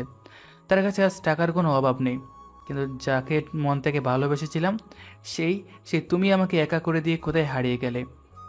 আমি তো আজও জানি না আমার শ্রেয়া কেমন দেখতে। আমার মনে তোমার একটা প্রতিচ্ছবি তৈরি করে রেখেছিলাম, কিন্তু কৃষ্ণেন্দু আর কথাটি শেষ করতে পারল না। তার আগে কৃষ্ণেন্দুর চোখ পড়ে যায় শ্রেয়ার দিকে, আর শ্রেয়ার দিকে তাকিয়ে কৃষ্ণেন্দু বলে উঠল, কেন জানি না শ্রেয়া, তোমার কথা মনে পড়লে আমার অফিসের এই শ্রেয়ার কথা মনে পড়েছে। আমার অফিসের কলিগ এই শ্রেয়ার মুখটা আমার চোখের সামনে তখন বেশি ওঠে। কেন এমন সময় আমি কিছুই জানি না। তারপর কৃষ্ণেন্দু নিজেকে সামলে নিয়ে মনে মনে বলে উঠল, না, আমি আর এমন কিছুই হতে দিতে চাই না। নিজের মনকে আমার সংযত করতে হবে, আর আমি কারোর কাছে ঠকতে চাই না। এভাবে দিন যেতে থাকে কৃষ্ণেন্দুর। কৃষ্ণেন্দু শ্রেয়ার থেকে যতটা সম্ভব দূরে থাকে, এড়িয়ে চলে, খুব কম কথা বলে। কাজের প্রয়োজনে যতটুকু বলা দরকার ঠিক ততটুকুই কথা বলে। বেশ একটা কথা বলে না শ্রেয়ার সাথে, তবে শ্রেয়াও সেদিকে খুব একটা মাথা ঘামায় না। এমনই একদিন কৃষ্ণেন্দু দেখতে পায় যে তার গাড়ির ঠিক সামনে শ্রেয়া তার স্কুটি চালিয়ে অফিসের দিকে যাচ্ছে। কৃষ্ণেন্দুও অফিসে যাচ্ছে। এমন সময় শ্রেয়া রাস্তায় একটা গাড়ি দেখতে পায়, যে গাড়িতে করে রাস্তার বিভিন্ন পশুদের গাড়িতে বন্দি করে নিয়ে চলে যাচ্ছে। এমনটা দেখে শ্রেয়া সেই গাড়ির পেছনে গিয়ে গাড়ির দরজাটা খুলে দেয়, আর খুলে দেওয়ার সাথে সাথেই গাড়ির ভেতরে বন্দি থাকা সমস্ত পশু, যেমন কুকুর, বিড়াল, ছাগল, সবাই গাড়ি থেকে নেমে যায়। এই ঘটনা দেখতে থাকে কৃষ্ণেন্দু নিজের গাড়িতে বসে। দরজা খুলে দেওয়ার সাথে সাথে সেই পশুরা চলে যায়। ঘটনাটা দেখে শ্রেয়া খুবই খুশি হয় আর তারপর আবার নিজের স্কুটি নিয়ে অফিসের দিকে রওনা দেয়। এইসব দেখে কৃষ্ণেন্দু খুবই অবাক হয়। শ্রেয়ার এমন কাজে কৃষ্ণেন্দু খুব খুশি হয়। তারপর কৃষ্ণেন্দু নিজের গাড়িতে করেই অফিসে চলে আসে। অফিসে এসে কৃষ্ণেন্দু দেখে শ্রেয়া নিজের টেবিলে বসে কাজ করছে। তারপর কৃষ্ণেন্দু নিজের কেবিনে গিয়ে শ্রেয়াকে ফোন করে ডাকে। কিছুক্ষণ পর শ্রেয়া দরজায় নক করে আর তাতে কৃষ্ণেন্দু বলে ওঠে, আসতে পারো। কৃষ্ণেন্দুর সম্মতি পেয়ে শ্রেয়া দরজা ঠেলে কৃষ্ণেন্দুর কেবিনে প্রবেশ করে। তারপর কৃষ্ণেন্দুর টেবিলের সামনে এসে শ্রেয়া দাঁড়িয়ে থাকে। তখন কৃষ্ণেন্দু বলে উঠল, আচ্ছা শ্রেয়া, আজ তোমাকে আমি রাস্তায় দেখলাম একটা গাড়ির দরজা খুলে দিতে, আর দরজা খুলে দিতেই গাড়ির ভিতর থেকে অনেকগুলো পশু বেরিয়ে আসে।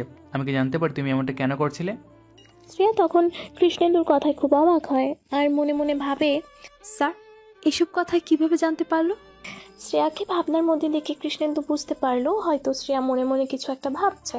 আর তাই কৃষ্ণেন্দু বলে উঠল, আসলে আমি তোমার স্কুটির পেছনে আসছিলাম, তোমাকে এমনটা করতে দেখছিলাম তাই জিজ্ঞেস করলাম। শ্রেয়া তখন হাতের ইশারায় করে কৃষ্ণেন্দুকে বোঝাতে লাগলো। বেশ অনেক দিন শ্রেয়া কাজ করছে কৃষ্ণেন্দুর কাছে, তাই এখন আর শ্রেয়াকে কাগজে লিখে নিজের মনের কথা বোঝাতে হয় না। কৃষ্ণেন্দু এমনিই বুঝতে পারে শ্রেয়ার কথা, তাই শ্রেয়া ইশারায় বলতে লাগলো, আসলে স্যার আপনি খেয়াল করেছেন কিনা জানি না, এখন রাস্তায় তেমন আর কুকুর, বিড়াল কিংবা ছাগল আমরা দেখতে পাই না। তার সব থেকে বড় কারণ হচ্ছে এইসব পশুদেরকে কিছু পাচারকারীর দল রাস্তা থেকে তুলে নিয়ে চলে যায়, তারপর বাহিরে কোথাও বিক্রি করে দেয়। সেটা আমরা কেউ খবর রাখি না, কারণ আমরা মনে করি এইসব ঘটনাগুলো আমাদের কাছে খুব একটা গুরুত্বপূর্ণ নয়। তবে আমার মনে হয় এই পশুদেরও সমান গুরুত্ব দেওয়া উচিত, কারণ এই পশুরাও আমাদের পরিবেশের ভারসাম্য রক্ষা করে। তারাই যদি পরিবেশ থেকে বিলুপ্ত হয়ে যায় তাহলে সেটা আমাদের পরিবেশের উপর খুব একটা প্রভাব পড়বে না এমনটা নয়, অনেকটাই প্রভাব ফেলতে পারে। তাই আমার মনে হয়েছে যে তাদেরকে মুক্ত করে দেওয়া ঠিক, সেই জন্যই আমি তাদের মুক্ত করে দিয়েছি। শ্রেয়ার এমন কথা শুনে কৃষ্ণেন্দু আর কোনো কথা বলল না। তারপর শ্রেয়া আবার হাতের ইশারায় জিজ্ঞাসা করল, স্যার আমার কি কোনো কাজ আছে? কৃষ্ণেন্দু তখন নিজের ভাবনার মধ্যেই ডুবেছিল, শ্রেয়ার কথা শুনতেই পাচ্ছিল না। তখন শ্রেয়া আবারও জিজ্ঞাসা করলো, স্যার আমার কোনো কাজ আছে? তখন কৃষ্ণেন্দু নিজের ভাবনা থেকে বেরিয়ে এসে শ্রেয়াকে বলল, আপাতত এখন কোনো কাজ নেই, যদি কোনো দরকার হয় আমি ডেকে নেব, তুমি যাও তোমার নিজের কাজ করতে। এরপর শ্রেয়া আর কোনো কথা না বলে কৃষ্ণেন্দুর কেবিন থেকে বেরিয়ে যায়। শ্রেয়া চলে যেতে কৃষ্ণেন্দু শ্রেয়ার ভাবনার কথা ভেবে খুবই খুশি হয়। এখনও পৃথিবীতে পশু পাখিদের কথা ভাবার জন্য এমন কেউ আছে, সে কথা জেনেই কৃষ্ণেন্দু খুব খুশি হলো। তার খুশির মাত্রা এতটাই ছিল যে তার ঠোঁটের কোণায় এক চিলতে হাসি ফুটে উঠল। এরপর আস্তে আস্তে কৃষ্ণেন্দু শ্রেয়াকে তার মনের অজান্তেই কখন পছন্দ করে বসে সেটা কৃষ্ণেন্দু নিজেও জানে না।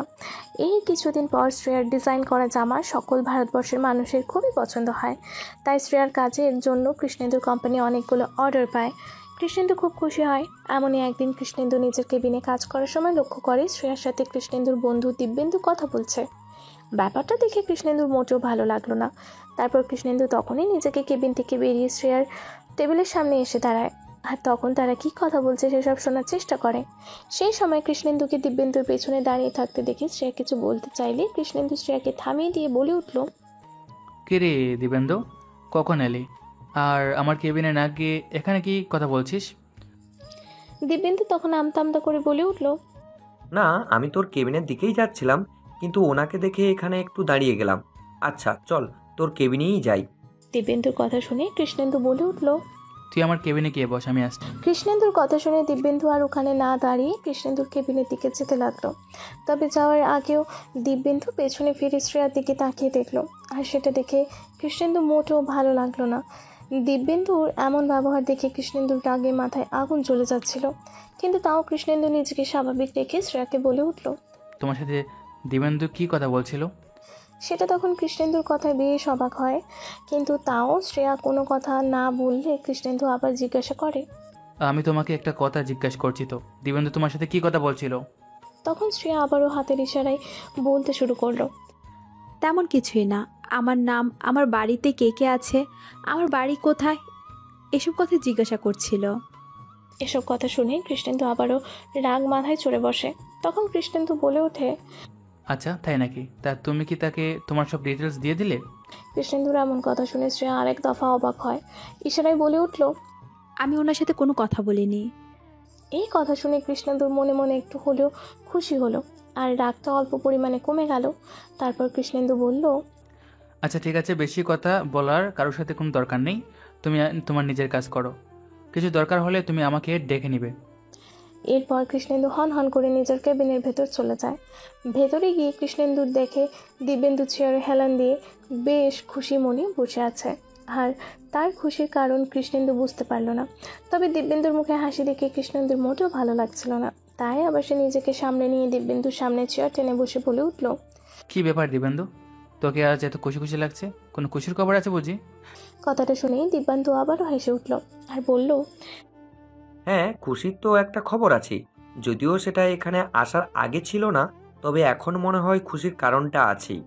দিব্যেন্দুর কথা শুনে কৃষ্ণেন্দু অবাক হয়ে জিজ্ঞাসা করলো, আচ্ছা তাই নাকি? তাহলে বলে ফেল, আমিও শুনি। আমার অফিসে এসে তুই কি এমন খুশির কারণ খুঁজে পেয়েছিস?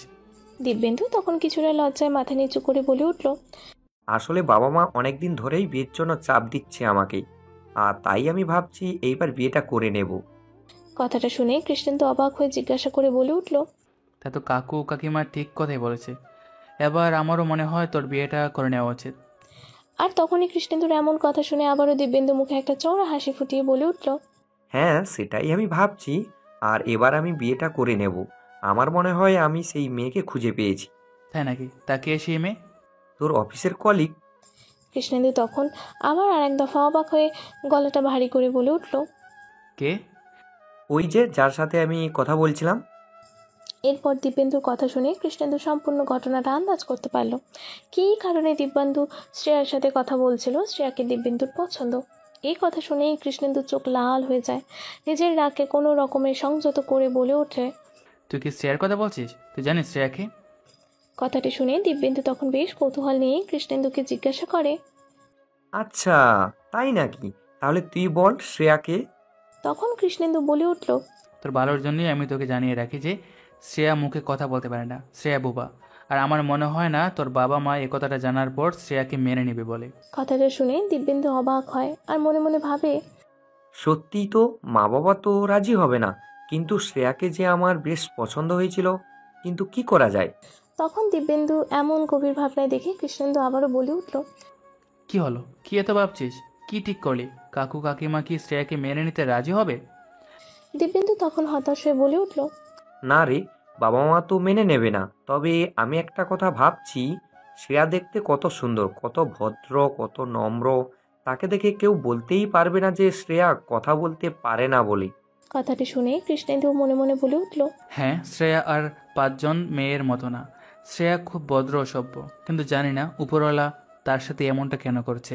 কৃষ্ণেন্দুকেও এমন ভাবনায় দেখে দিব্যেন্দু বলে উঠল, আমি আসছি রে, অনেকটা দেরি হয়ে গেল, বাড়ি ফিরতে হবেই। তবে ভালো লাগলো যে তুই এখন ভালো আছিস, তোর কোম্পানি অনেক নাম করেছে, অনেক টাকা পয়সা হয়েছে, ভালো থাকিস, আমি আসছি। এই বলে দিব্যেন্দু চলে যায়। দিব্যেন্দু চলে যেতেই কৃষ্ণেন্দু শ্রেয়াকে নিজের কেবিনে ডেকে পাঠায়। আর তখন শ্রেয়া কেবিনে এলে কৃষ্ণেন্দু শ্রেয়াকে জিজ্ঞাসা করে বলে, আচ্ছা শ্রেয়া, তোমাকে একটা কথা জিজ্ঞেস করব, যদি তুমি কিছু মনে না করো। কৃষ্ণেন্দুকে এই প্রথম শ্রেয়া জিজ্ঞেস করে অনুমতি চাইছে দেখে শ্রেয়া একটু অবাক হয়। তাও শ্রেয়া হাতের ইশারা করে কৃষ্ণেন্দুকে তার কথা বলতে বলে। তখন কৃষ্ণেন্দু বলে উঠল, আচ্ছা শ্রেয়া, তুমি কি ছোটবেলা থেকে কথা বলতে পারো না?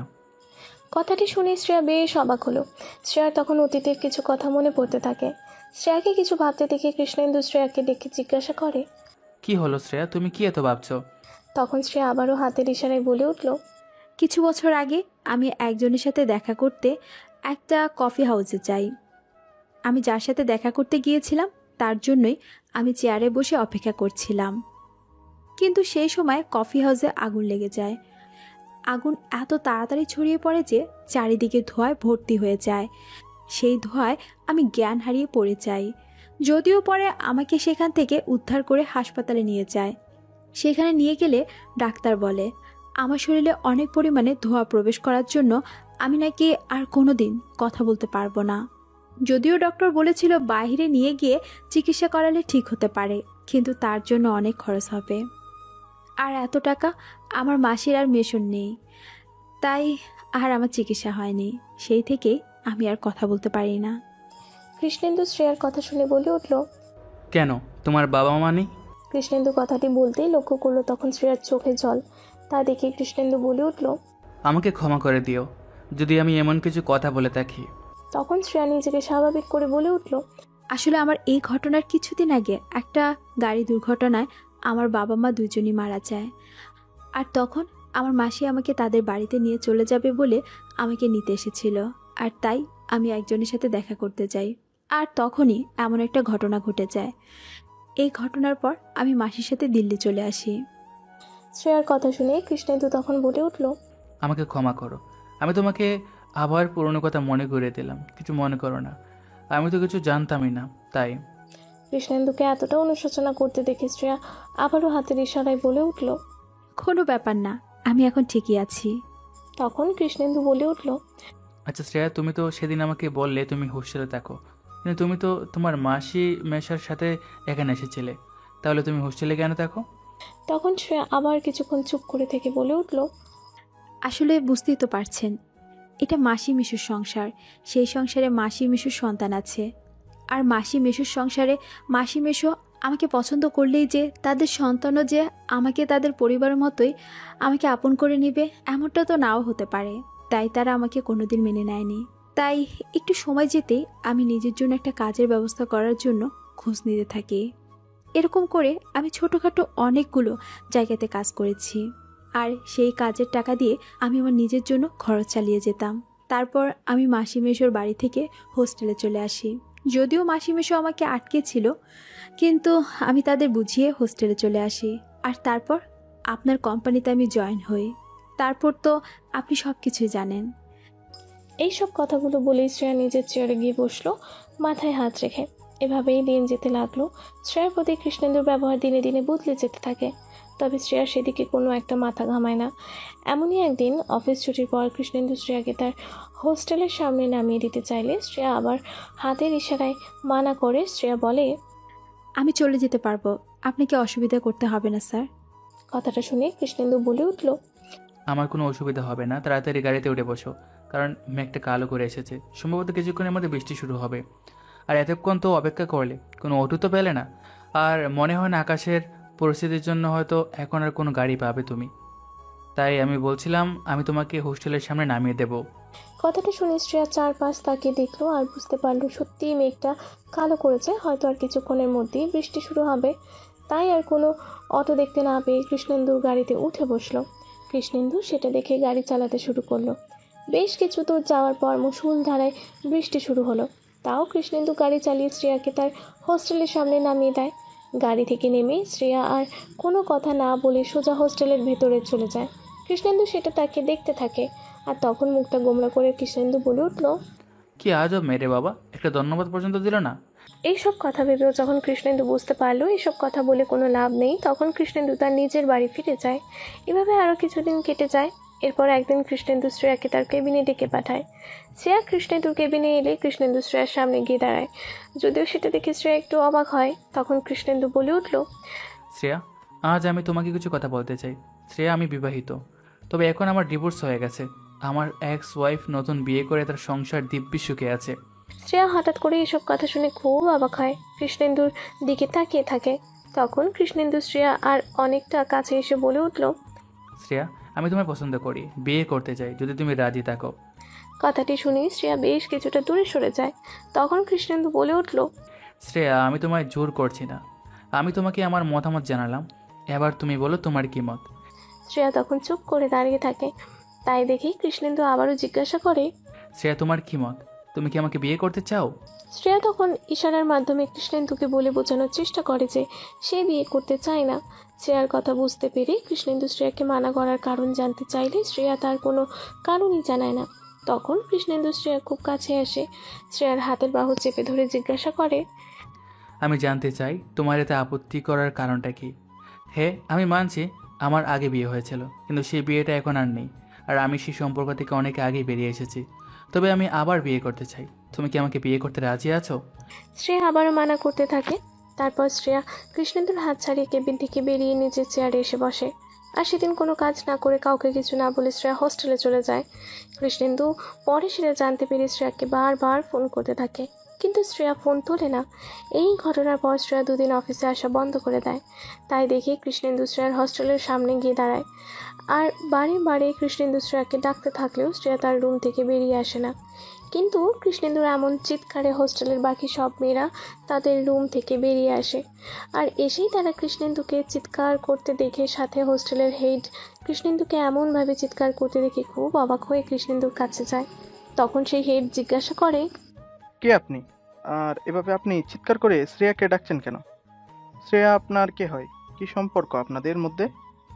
তখন কৃষ্ণেন্দু বলে উঠল, আমি শ্রেয়াকে পছন্দ করি, আমি শ্রেয়াকে বিয়ে করতে চাই, কিন্তু সে আমার সাথে কোনো যোগাযোগ করছে না, অবশ্যও আসছে না। তাই আমি শ্রেয়ার খবর নিতে হোস্টেলের কাছে এসেছি, শ্রেয়ার সাথে কথা বলতে চাই। কৃষ্ণেন্দুর কথা শুনে হোস্টেলের হেড তখন কৃষ্ণেন্দুকে ভেতরে আসতে বলে। এভাবে রাস্তায় দাঁড়িয়ে চিৎকার চেঁচামেচি করলে হোস্টেলের মান সম্মান হানি হবে। সে কথা শুনে কৃষ্ণেন্দু হোস্টেলের ভেতরে যায়। আর তখন হোস্টেলের হেড শ্রেয়াকে ডেকে পাঠায়। শ্রেয়া হোস্টেলের অফিস রুমে এসে কৃষ্ণেন্দুকে দেখে খুব অবাক হয়।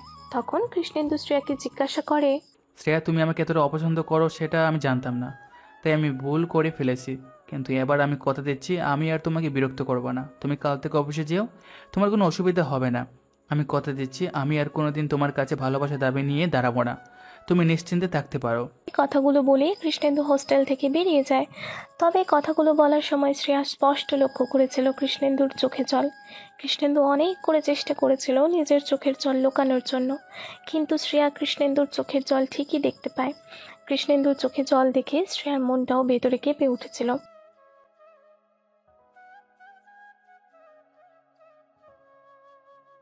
কৃষ্ণেন্দু আর কোনো কথা না বলে চলে যায়। শ্রেয়া কৃষ্ণেন্দুর চলে যাওয়ার দিকে তাকিয়ে রইল। তারপর আস্তে আস্তে সবাই নিজের নিজের রুমে চলে যায়। পরের দিন কৃষ্ণেন্দুর কথা মতো অফিসে আসে শ্রেয়া, কিন্তু কৃষ্ণেন্দুকে দেখতে পায় না। প্রথম দিন যেমন তেমন করে শ্রেয়ার কেটে যায়, কিন্তু বারে বারে শ্রেয়া কৃষ্ণেন্দুর কেবিনের দিকে তাকিয়ে থাকে। হয়তো শ্রেয়াও মনে মনে কৃষ্ণেন্দুর খামতি অনুভব করছে। এভাবেই দিন যেতে লাগলো। 7 দিন পেরিয়ে গেলেও শ্রেয়া কৃষ্ণেন্দুকে দেখতে পায় না। তাই বাধ্য হয়ে শ্রেয়া ইশারায় নীলকে জিজ্ঞাসা করে, স্যার আসছে না কেন? তখন নীল শ্রেয়াকে বলে, আসলে স্যারের জ্বর এসেছে, 7 দিন হয়ে গেল কিন্তু স্যারের জ্বর কাটছে না, জানি না কেন। ওষুধ ঠিক মতো যাচ্ছে কি না কি জানে। আসলে বাড়িতে কেউ নেই তো, স্যার এখানে একাই থাকে, আর আমি স্যারের উপর জোর করতে পারি কি হয়েছে স্যারের কি জানি। নীলের কথা শুনে শ্রেয়া আবার ইশারায় জিজ্ঞাসা করে, স্যার স্যারের বাড়ি কোথায়? শ্রেয়ার এমন প্রশ্নে নীল বলে ওঠে, তুমি কি স্যারের বাড়ি যাবে? শ্রেয়া তখন মাথা নাড়িয়ে সম্মতি জানায়। তারপর নীল কৃষ্ণেন্দুর বাড়ির ঠিকানা দিলে শ্রেয়া আর এক মুহূর্ত দেরি না করে অটো ধরে কৃষ্ণেন্দুর বাড়ি পৌঁছে যায়। বাড়িতে গিয়ে দরজায় নক করলেও কেউ দরজা খোলে না। বেশ অনেকক্ষণ বেল বাজানোর পর কৃষ্ণেন্দু এসে দরজা খুলে দেয়। আর সামনে শ্রেয়াকে দাঁড়িয়ে থাকতে দেখে কৃষ্ণেন্দু বলে উঠল, তুমি আমার বাড়িতে কি করছো? কোন দরকার আছে? শ্রেয়া তখন আবার হাতের ইশারায় বলতে লাগলো, আপনার কি হয়েছে? জ্বর হলো কিভাবে?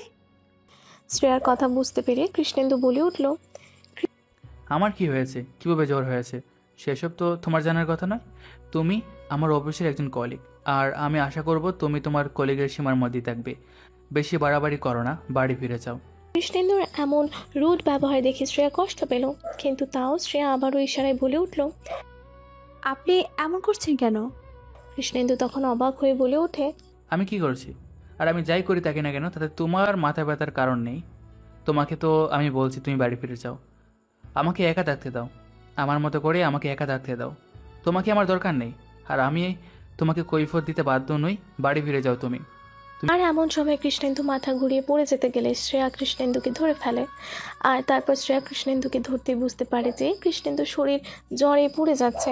এমন করে একটা লোক কীভাবে থাকতে পারে সেইটাই শ্রেয়া বুঝতে পারল না। কোনো রকমে কৃষ্ণেন্দুকে ধরে তার রুমে নিয়ে গিয়ে বিছানায় শুয়ে দেয়।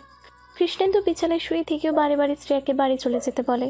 তখন শ্রেয়া ইশারার মাধ্যমে কৃষ্ণেন্দুকে একটু চুপ করে শুয়ে থাকতে বলে।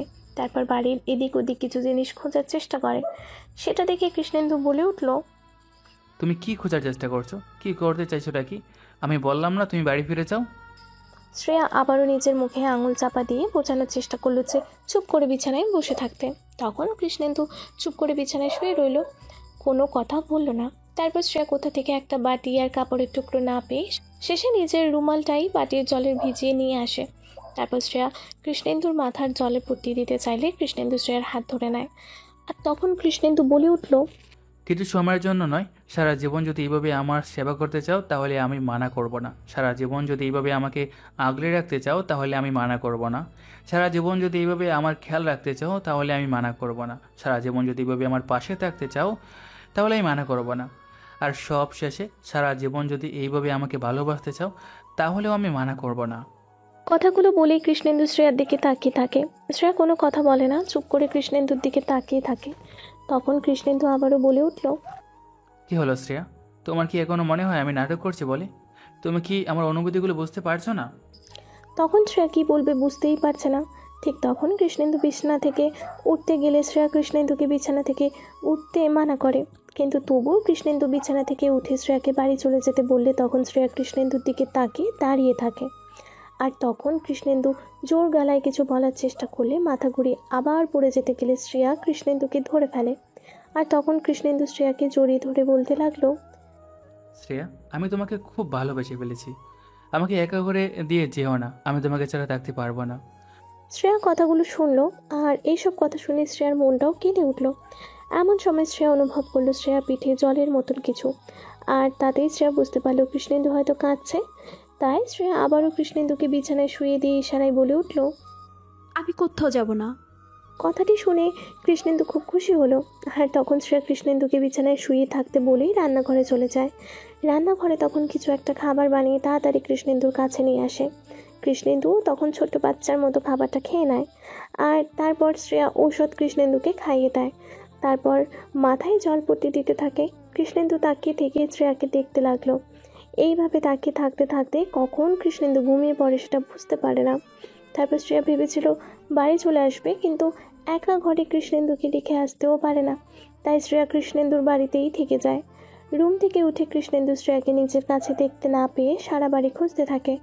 তখন শ্রেয়াকে রান্নাঘরে দেখে কৃষ্ণেন্দু শ্রেয়ার কাছে যায়, আর পেছন থেকে জড়িয়ে ধরলে শ্রেয়া কৃষ্ণেন্দুকে নিজের থেকে ছাড়িয়ে নেয়। কৃষ্ণেন্দু সেটা দেখে বলে উঠল, তুমি কি আমাকে এখনো মেনে নিতে পারোনি? কৃষ্ণেন্দুর কথা শুনে শ্রেয়া ইশারায় আমারও বলে উঠল, আমার কাছে এসব একদম নতুন। আমি জানি না আমি ঠিক করছি কিনা, তবে আমাদের সম্পর্কের কথা বাহিরে জানাজানি হলে অনেকে অনেক কথা বলবে, সেটা আপনি তখন সহ্য করতে পারবেন তো? কৃষ্ণেন্দু তখন কিছুক্ষণ চুপ করে থেকে বলে উঠল, আমার কিছু যায় আসে না লোকে কে কি বললো। কিন্তু আমার যায় আসে। লোকে আমার চরিত্রের দিকে আঙ্গুল তুলবে, সেটা আমি কিছুতেই মেনে নিতে পারবো না। বাহিরের লোক তো বলবে যে আমি আপনাকে আমার প্রেমের জালে ফাঁসিয়েছি। লোকে তখন আমাকে অনেক কথা বলবে। তখন আপনি সবার মুখ বন্ধ করতে পারবেন? পারবেন না। যেটা আমার না, যেটা আমার হতে পারবে না, সেটা নিয়ে আমি ভাবতে চাই না। আর সেই জন্যে আমি শেষের কথাটি শুনে কৃষ্ণেন্দু বলে উঠল, কি বলতে চাইলে তুমি? সেজন্য তুমি কি বলতে চাইছো? আমাকে পরিষ্কার করে বলো। শ্রেয়া তখন কিছু বলতে চাইল না, চোখ নামিয়ে দাঁড়িয়ে থাকলো। তখন কৃষ্ণেন্দু শ্রেয়ার খুব কাছে এসে শ্রেয়ার মুখটা ওপরের দিকে তুলে বলতে লাগলো, আমার চোখের দিকে তাকিয়ে তুমি সত্যি করে বলো তো, তুমি কি বলতে চাইলে? তুমি আমাকে ভালোবাসো? আমি জানি তুমি আমাকে ভালোবাসো। শুধু একবার বলো বলো বলো একবার, তারপর আমি সবটা বুঝে নেব।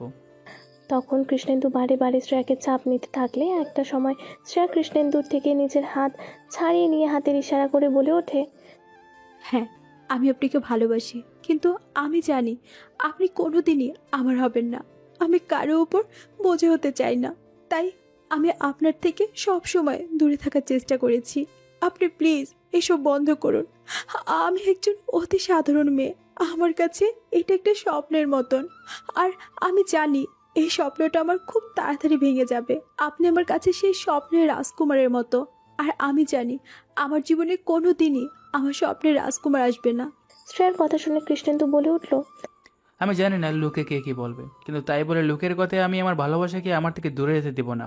তার জন্য আমাকে যা যা করতে হয় আমি করব। আর আরেকটা কথা, শ্রেয়া, তুমি আমার কাছে কোনোদিনও বোঝা নাও। তোমার সম্পূর্ণটা জেনেই আমি তোমাকে ভালোবেসেছি। তোমায় আমি কথা দিচ্ছি, জীবনে তোমার আমি কোনো অসম্মান হতে দিব না। এরপর কৃষ্ণেন্দুর কথা শুনে শ্রেয়া নিজেকে আটকে রাখতে পারলো না। কৃষ্ণেন্দুকে জড়িয়ে ধরে খুব কাঁদতে লাগলো। আর তখন কৃষ্ণেন্দু শ্রেয়ার মাথায় হাত রেখে বলে উঠল, শ্রেয়া, আজ আমি তোমায় কথা দিচ্ছি, তোমার এই চোখে কোনোদিনও এক ফোঁটা জলও আমি পড়তে দেব না। তোমার চরিত্র নিয়ে কোনোদিন কেউ আঙ্গুল তুলবে না, আমি সেই ব্যবস্থা করব। কৃষ্ণেন্দুর কথা শুনে শ্রেয়া আবার ইশারায় বলে উঠল, আপনি কি করতে চাইছেন? তখন কৃষ্ণেন্দু মুচকি হেসে বলে উঠল, আমার পক্ষে তোমাকে ছেড়ে থাকা একেবারে অসম্ভব, আর তোমাকে আমার সাথে বেঁধে রাখার জন্য এখন একটাই উপায়। শ্রেয়া তখন অবাক হয়ে জিজ্ঞেস করলো, কি করবেন আপনি?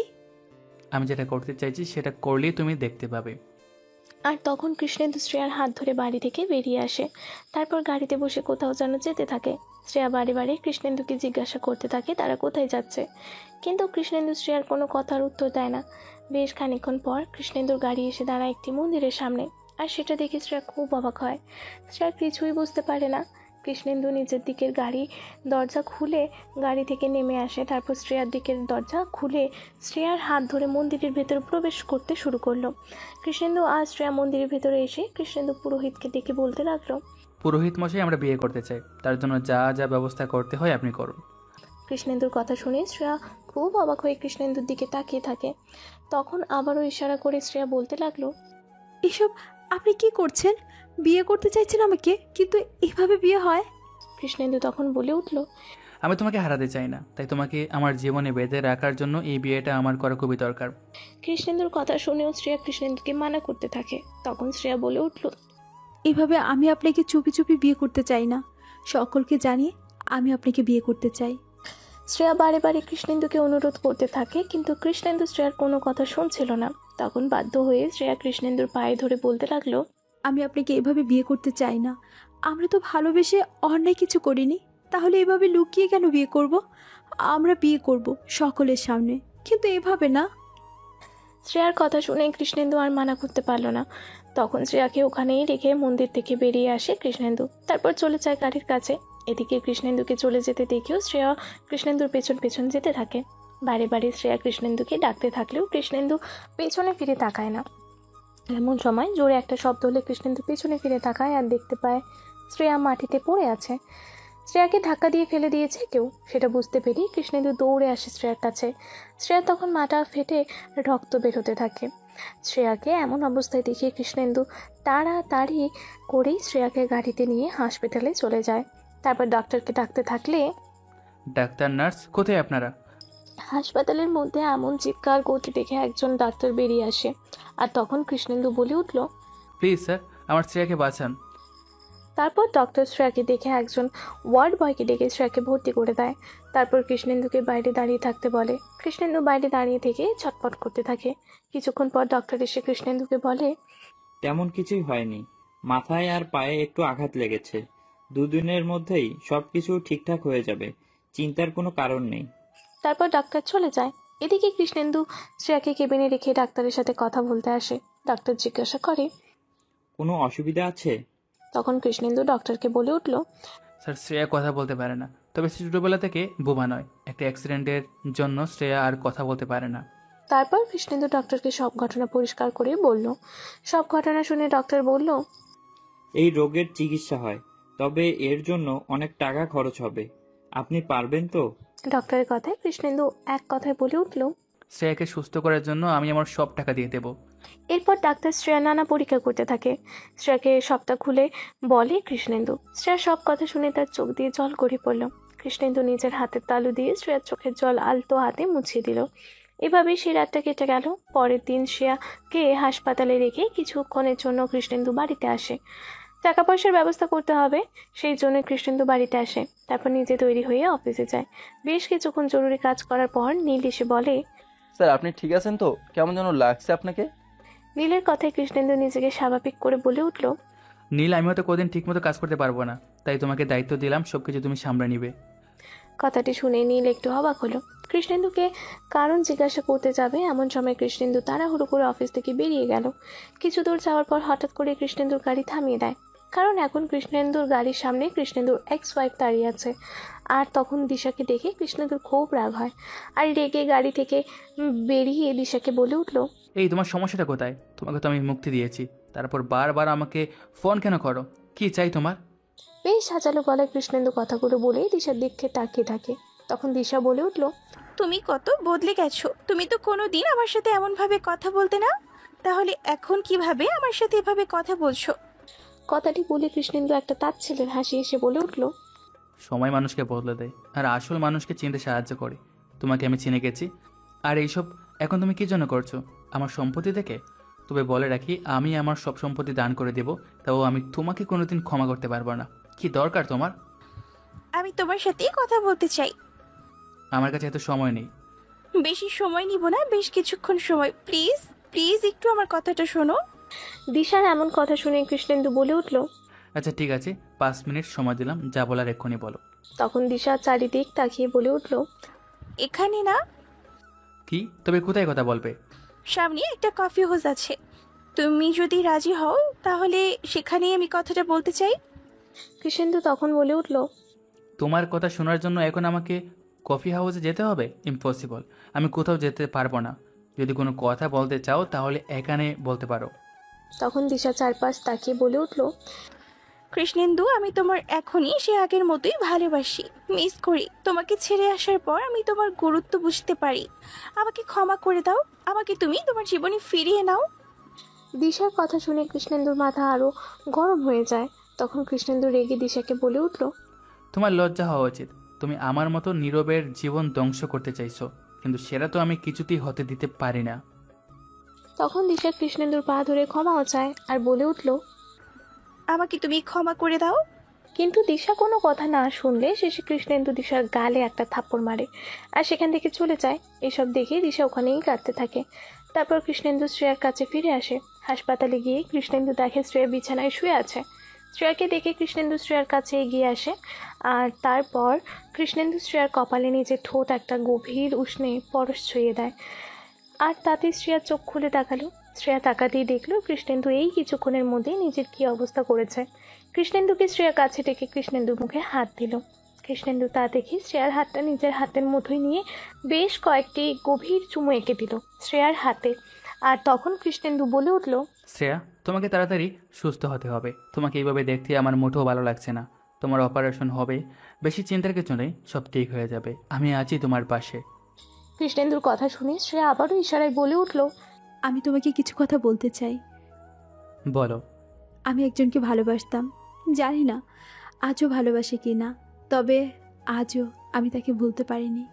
কথাটি শুনে কৃষ্ণেন্দুর মনটা উদাস হয়ে গেল। তখন শ্রেয়া আবারও বলল, আজ আমি জানি না সে কোথায় আছে, তবে যেখানেই থাকুক আমি চাই সে ভালো থাকুক।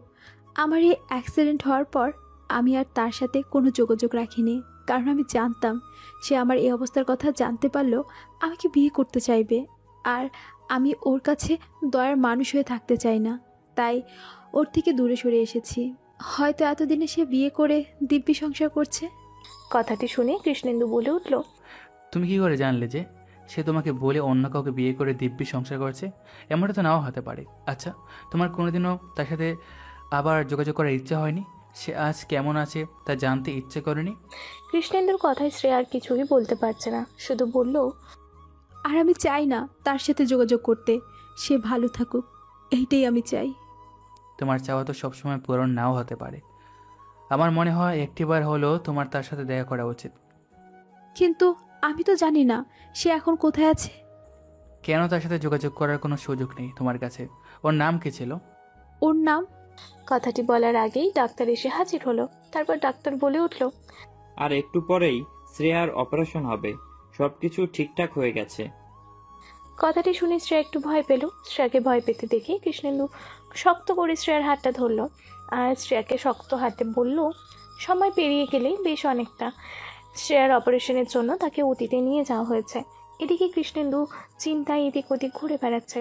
4 ঘন্টা অপারেশন চলার পর ওটির লাল আলোটা যখন বন্ধ হয়ে গেল তখন কৃষ্ণেন্দু গিয়ে দরজার সামনে এসে দাঁড়ায়।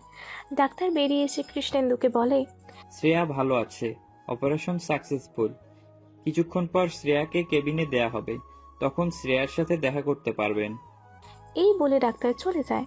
শ্রেয়াকে কেবিনের বাইরে থেকেই একবার কৃষ্ণেন্দু তাকিয়ে দেখল। কিছুক্ষণ পর শ্রেয়াকে কেবিনে দেওয়া হয়। পাক্কা 7 দিন পর শ্রেয়ার গলার ব্যান্ডেজ খোলা হয়। কৃষ্ণেন্দু এই 7 দিন শ্রেয়ার অনেক খেয়াল রেখেছে। শ্রেয়া কৃষ্ণেন্দুকে বলেছিল প্রথম কথাটা সে কৃষ্ণেন্দুর নামটাই বলবে।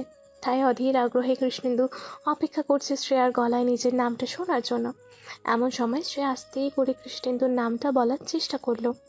প্রথমবার বলতে পারলো না, সেটা দেখে কৃষ্ণেন্দু শ্রেয়াকে উৎসাহ দিতে থাকে আর বলে উঠল, হবে হবে, তুমি পারবে, তোমাকে পারতেই হবে, চেষ্টা করো, তুমি পারবে। কৃষ্ণেন্দুর এতটা উচ্ছ্বাসিত হতে দেখে শ্রেয়া নিজের চোখ বন্ধ করে একটা দীর্ঘ নিঃশ্বাস ত্যাগ করে আস্তে করে কৃষ্ণেন্দুর নামটা উচ্চারণ করলো। আর তাতেই কৃষ্ণেন্দু চমকে যায়। কৃষ্ণেন্দুর কাছে শ্রেয়ার গলার স্বর খুব চেনা চেনা লাগছে। তাই কৃষ্ণেন্দু আবার তার নাম নিতে বলে। শ্রেয়া আবার কৃষ্ণেন্দুর নামটা ডেকে উঠল। কৃষ্ণেন্দুর চোখে জল চলে আসে আর শ্রেয়ার খুব কাছে এসে কৃষ্ণেন্দু শ্রেয়ার হাত ধরে বলে উঠল, তুমি কি শ্রেয়া? কৃষ্ণেন্দুর কথা শুনে শ্রেয়া খুব অবাক হয় আর অবাক হয়ে কৃষ্ণেন্দুর দিকে তাকিয়ে থাকে। তখন কৃষ্ণেন্দু আবার শ্রেয়াকে তার নাম ধরে ডাকতে বলে। আর তখন কৃষ্ণেন্দুর চোখ দিয়ে জল গড়িয়ে পড়ল। কৃষ্ণেন্দুর এমন কেন করছে শ্রেয়া তা বুঝতে পারছে না। তখন কৃষ্ণেন্দু আবার বলে উঠল, শ্রেয়া, একবার তুমি কৃষ্ণ বলে ডাকো তো। কৃষ্ণ নামটা শুনে শ্রেয়া অবাক হয়ে কৃষ্ণেন্দুর দিকে তাকিয়ে থাকে। তখন কৃষ্ণেন্দু বলে উঠল, শ্রেয়া রানী, তুমি কি কিছুই বুঝতে পারছো না? আমার গলার স্বর শুনে তুমি কি বুঝতে পারোনি এতদিন, বলো না? শ্রেয়া রানী কথাটি শুনে শ্রেয়া অবাক হয়ে কৃষ্ণেন্দুর দিকে তাকিয়ে থাকে। আর তখন মনে মনে শ্রেয়া বলে উঠল, শ্রেয়া রানী, এই নাম তো শুধু একজন মানুষ আমাকে ডাকতো, কৃষ্ণ। কিন্তু সেটা কৃষ্ণেন্দু জানলো কিভাবে? তাহলে কি কৃষ্ণই? হ্যাঁ শ্রেয়া রানী, আমি তোমার কৃষ্ণ। কথাটি শুনে শ্রেয়ার চোখ দিয়ে জল গড়িয়ে পড়ল। কৃষ্ণেন্দু শ্রেয়ার কাছে গিয়ে জড়িয়ে ধরল। তাতে শ্রেয়া আবারও জোরে জোরে কাঁদতে শুরু করলো। তখন কৃষ্ণেন্দু শ্রেয়াকে শান্ত হতে বলে। তারপর কৃষ্ণেন্দু বলে উঠল, তুমি আমাকে কোনোদিনই ভালোবাসোনি বলো, তাই তো আমাকে একা করে দিয়ে চলে গিয়েছিলে। কৃষ্ণেন্দুর কথায় শ্রেয়া বুঝতে পারল কৃষ্ণেন্দুর অভিমান হয়েছে। আর সেটা হওয়া স্বাভাবিক, কারণ সত্যিই তো শ্রেয়া কৃষ্ণেন্দুকে না জানিয়ে তাকে একা করে দিয়ে চলে এসেছিল। তাই শ্রেয়াও কাঁদতে কাঁদতে বলে উঠল, আমাকে তুমি ক্ষমা করে দাও। সেই দিন ওই অ্যাক্সিডেন্ট হওয়ার পর আমি কথা বলার শক্তি হারিয়ে ফেলি। আর তারপর আমার মনে হয় যে তোমার সাথে যোগাযোগ করলে তুমি আমাকে কোনো দিনই তোমার থেকে আলাদা হতে দিবে না, হয়তো আমাকে বিয়েও করে নিবে। কিন্তু আমি তোমার কাছে দয়ার মানুষ হয়ে থাকতে চাই না, তাই আর যোগাযোগ করিনি। কথাটি শুনে কৃষ্ণেন্দু শ্রেয়াকে বলে উঠল, আমি তোমাকে ভালোবাসতাম শ্রেয়া, সেখানে দাঁড়িয়ে দয়া করার কথা কোথা থেকে আসছে? তুমি আমার ভালোবাসা কোনোদিনই বুঝতে পারোনি, কোনোদিনই না। এই কথা বলে কৃষ্ণেন্দু চোখের জল মুছে নিয়ে কেবিন থেকে বেরিয়ে চলে যায়। শ্রেয়া তা দেখে কাঁদতেই থাকে, কিন্তু কৃষ্ণেন্দু আর ফিরে আসে না। রাত হয়ে যায়, তাও কৃষ্ণেন্দু ফিরে আসে না। এদিকে শ্রেয়া কৃষ্ণেন্দু ফিরে আসছে না দেখে খুবই চিন্তা করতে থাকে। শেষ যখন কৃষ্ণেন্দু এলো না, তখন শ্রেয়া নিজেই হাসপাতাল থেকে ছুটি নিয়ে কৃষ্ণেন্দুর বাড়ি চলে আসে। কৃষ্ণেন্দুর বাড়িতে এসে দেখে দরজা খোলা আছে, কিন্তু এত রাতে দরজা খুলে দেখে শ্রেয়ার মনে ভয় হলো। তাই আস্তে আস্তে পা ফেলে ভেতরের ঘরে প্রবেশ করলো। ঘরের চারিদিকে ঘুটঘুটে অন্ধকার। এই অন্ধকারের মধ্যে শ্রেয়ার বেশ অনেকটাই ভয় হতে লাগলো, কিন্তু তাও মনে সাহস সঞ্চয় করে ঘরের মধ্যে আস্তে করে যেতে লাগলো। কিছুটা দূর যাওয়ার পর শ্রেয়া কোনো কিছুর সাথে পা লেগে নিচে পড়ে যায়, আর তখন সে খুব ভয় পেয়ে যায়। তারপর শ্রেয়া কে কে বলে চিৎকার করতে থাকলে কেউ কোনো উত্তর দেয় না। তাই আবারও শ্রেয়া নিজেই উঠে দাঁড়িয়ে আলো জ্বালানোর ব্যবস্থা করে। কারেন্টের সুইচ অন করতেই ঘরে আলো জ্বলে উঠল। আর তা দেখে কৃষ্ণেন্দু বলে উঠল, কে কে আলো জ্বালালো কে? বন্ধ করে আলো, আমার আলোটা একেবারেই ভালো লাগছে না, অন্ধকার করে দাও। আমার জীবনটাই তো অন্ধকারে ছেয়ে গেছে, বন্ধ করে আলো। কি বললাম, গানে শুনতে পাচ্ছ না? বন্ধ করে আলো। কৃষ্ণেন্দুকে এভাবে কথা বলতে দেখে শ্রেয়া খুব অবাক হয়। আর তখন কৃষ্ণেন্দু সামনে এলে শ্রেয়া বুঝতে পারে কৃষ্ণেন্দু প্রচণ্ড পরিমাণে ড্রিঙ্কস করেছে, তাই তার সঙ্গে এমনভাবে কথা বলছে কৃষ্ণেন্দু। সামনে এগিয়ে এসে শ্রেয়া বলে উঠল, তুমি এসব কি করছো কৃষ্ণ? আর এভাবে কথা বলছো কেন? তুমি ড্রিঙ্কস করেছো? তুমি তো কোনো দিন ড্রিঙ্কস করো না, তাহলে কেন খেয়েছো? কাদের কাছে এত চিৎকার শুনতে পেয়ে কৃষ্ণেন্দু মিটিমিটি করে নিজের চোখ খোলার চেষ্টা করে। তারপর ঘাড় উপরের দিকে তুলে দেখার চেষ্টা করলো কে আছে তার ঘরে। তখন শ্রেয়াকে আবছা দেখে বলে উঠল, তুমি কেন এসেছো আমার বাড়িতে? চলে যাও, চলে যাও বলছি। তুমি তো অনেকদিন আগে আমাকে ছেড়ে চলে গিয়েছিলে, তাহলে আবার কেন ফিরে এসেছো? আমি তোমার সাথে কোনো কথা বলতে চাই না, চলে যাও বলছি। এই বলে কৃষ্ণেন্দু উঠে দাঁড়াতে গেলে টলবল করে পড়ে যেতে গেলে শ্রেয়া কৃষ্ণেন্দুকে ধরার চেষ্টা করে, কিন্তু কৃষ্ণেন্দু বাধা করে। নিজের পায়ে কৃষ্ণেন্দু দাঁড়াতে পারছিল না, তাই বাধ্য হয়েছে কৃষ্ণেন্দুকে ধরতে গেলে কৃষ্ণেন্দু আবার শ্রেয়াকে দূরে সরিয়ে বলে উঠল, এই একদম আমার কাছে আসার চেষ্টা করবে না। দূরে যাও, দূরে যাও বলছি। আমি আর নিতে পারছি না। তুমি আমাকে একটু ভালোবাসোনি, কোনোদিনও ভালোবাসোনি, তাই আমাকে ছেড়ে তুমি চলে যেতে পেরেছিলে। তুমি জানো তোমার চলে যাওয়ার পর আমার অবস্থা কী হয়েছিল? আগে তো আমি তোমাকে কোনোদিন দেখিনি, কিভাবে খুঁজবো আমি সেটাও বুঝতে পারছিলাম না। তোমার সাথে আমি যোগাযোগ করতে না পেরে আমার কি অবস্থা হয়েছিল তুমি সেটা জানবেও না। দিন দিন তোমার কথা ভেবে আমি পাগল হয়ে উঠছিলাম, কিছু ভালো লাগছিল না। আর কিছুদিন ওরকমভাবে থাকলে হয়তো আমি সত্যি পাগল হয়ে যেতাম। কেউ ভালো না, কেউ না, তুমিও ভালো না, দিশাও ভালো না, আমার কাউকে লাগবে না। চলে যাও আমার কাছ থেকে, বেরিয়ে যাও বলছি আমার বাড়ি থেকে। এই বলে কৃষ্ণেন্দু শ্রেয়াকে বেরিয়ে যেতে বলেই আবার মাটিতে পড়ে যায়। যখন শ্রেয়া কোনো রকমে কৃষ্ণেন্দুকে তুলে তার ঘরে শুয়ে দেয়, তারপর সারা রাত শ্রেয়া কৃষ্ণেন্দুর কাছে বসে থাকে। সকাল হতেই কৃষ্ণেন্দু ঘুম থেকে উঠে শ্রেয়াকে তার পাশে বসে থাকতে দেখে, কিন্তু তখন কৃষ্ণেন্দু কিছু বলল না। চুপি চুপি বিছানা থেকে ওঠার চেষ্টা করলেই শ্রেয়ার ঘুম ভেঙে যায়। তখন শ্রেয়া বলে উঠল, কোথায় যাচ্ছ তুমি? সেটা আমার ব্যাপার, আমি দেখে নেব। আর তুমি এখনও আমার বাড়িতে কী করছো? তোমাকে আমি কাল রাতে চলে যেতে বলছিলাম না? তুমি বাড়ি যাওনি কেন? বাড়িতে চলে যাও, আর আমার কথা বাবা বন্ধ করো। আমাকে নিয়ে বাবা তো তুমি অনেক দিন আগেই বন্ধ করে দিয়েছিলে, তাই আর আমার কথা ভাবতে হবে না, শুধু তোমাকে নিয়ে ভাবো। আর বাইরে যাও, আমাকে ঠিক সামলে নিতে পারবো। এতগুলো বছর যখন সামলে নিতে পেরেছি, এখনও আমি নিজেকে সামলে নিতে পারবো। তোমার দরকার নেই আমার। কথাগুলো শুনে শ্রেয়ার চোখ দিয়ে জল গড়িয়ে পড়ল। শ্রেয়ার চোখে জল দেখে কৃষ্ণেন্দু আর কিছু বলল না। তখন শ্রেয়া কৃষ্ণেন্দুর কাছে এসে কাঁধে হাত দিয়ে হাঁটুতে ভর দিয়ে বলে উঠল, আমাকে তুমি ক্ষমা করে দাও। আমি সত্যি তোমায় ভালোবেসেছিলাম, হয়তো এখনো ভালোবাসি, কিন্তু আমি ভেবেছিলাম আমার এই অবস্থার জন্য সবাই আমাকে বোঝা ভাববে, আর আমি কারো কাছে বোঝা হয়ে থাকতে চাই না। হ্যাঁ, আমি অন্যায় করেছি, আমি মানছি আমি অন্যায় করেছি। তার শাস্তি তুমি আমায় দাও, কিন্তু তুমি আমার থেকে দূরে যেও না। আমি তোমাকে ছেড়ে থাকতে পারবো না। প্লিজ, তুমি আমার সাথে এমন করো না। আমি কান ধরে তোমার কাছে ক্ষমা চাইছি। তুমি আমায় যা শাস্তি দিতে চাও দিতে পারো, কিন্তু আমাকে তোমার থেকে দূরে সরিয়ে দিও না। আমি মরে যাব। কথাগুলো বলতে বলতেই শ্রেয়া আরও কাঁদতে শুরু করে। আর শ্রেয়ার চোখে জল দেখে কৃষ্ণেন্দু আর নিজেকে শক্ত করে থাকতে পারল না। শ্রেয়াকে মাটি থেকে তুলে দাঁড় করিয়ে কৃষ্ণেন্দু শ্রেয়াকে জড়িয়ে ধরল, আর তখন বলে উঠল, আমিও তোমাকে ভালোবাসি শ্রেয়া। হ্যাঁ, আমি বিয়ে করেছিলাম, কিন্তু আমি তোমায় কোনোদিনও ভুলে যাইনি। তারপর তুমি আমার জীবনে আবার এক অচেনা মানুষে এসেছো, কিন্তু বাড়ি বাড়ি তোমাকে দেখলে আমার সেই শ্রেয়া পরীর কথা মনে পড়তো। কিন্তু জানি না কেন তোমাকে আমি সেই শ্রেয়ার মতোই করেই ভালোবাসতে শুরু করেছিলাম। আমি চেয়েছিলাম আমার শ্রেয়া পরীকে হারিয়ে ফেললেও তোমাকে হারাতে চাইনি, তাই আমি তোমাকে আমার সাথে বেঁধে ফেলতে চেয়েছিলাম। কথা দাও, তুমি আমাকে ছাড়া আর কোনোদিনও কোথাও যাবে না। শ্রেয়া তখনও কাঁদতে কাঁদতেই মাথা নাড়িয়ে হ্যাঁ বলে ওঠে। আমি তোমায় ছেড়ে কোথাও যাব না। তারপর কৃষ্ণেন্দু আর শ্রেয়া দুজনে দুজনকে জড়িয়ে ধরে। এভাবেই দিন কাটতে লাগলো। এরই মধ্যে একদিন কৃষ্ণেন্দুর কোম্পানি দিল্লির সেরা বিজনেসম্যানের সংবাদ পায়। বড় বড় নিউজ পেপার, টিভি চ্যানেল কৃষ্ণেন্দুকে দেখানো হয়। সেখানেই কৃষ্ণেন্দু জানায় যে কৃষ্ণেন্দু খুব শীঘ্রই বিয়ে করছে, আর সেটা দেখে দিশার খুব হিংসা হয়। দিশা মনে মনে ঠিক করে যে সে কিছুতেই এই বিয়ে হতে দেবে না। তখন দিশা অনেক খোঁজ খবর নেওয়ার পর জানতে পারে শ্রেয়ার ব্যাপারে। তারপর একদিন দিশা শ্রেয়াকে ফোন করে তার আর কৃষ্ণেন্দুর ব্যাপারে নানা আজে বাজে কথা বলতে থাকে, কিন্তু সব শুনে উল্টে শ্রেয়া দিশাকেই কথা শুনিয়ে দেয়। দিশা বুঝতে পারে যে এইভাবে তাদের বিয়ে আটকানো যাবে না, তাই দিশা অন্য রাস্তা অবলম্বন করার চেষ্টা করে।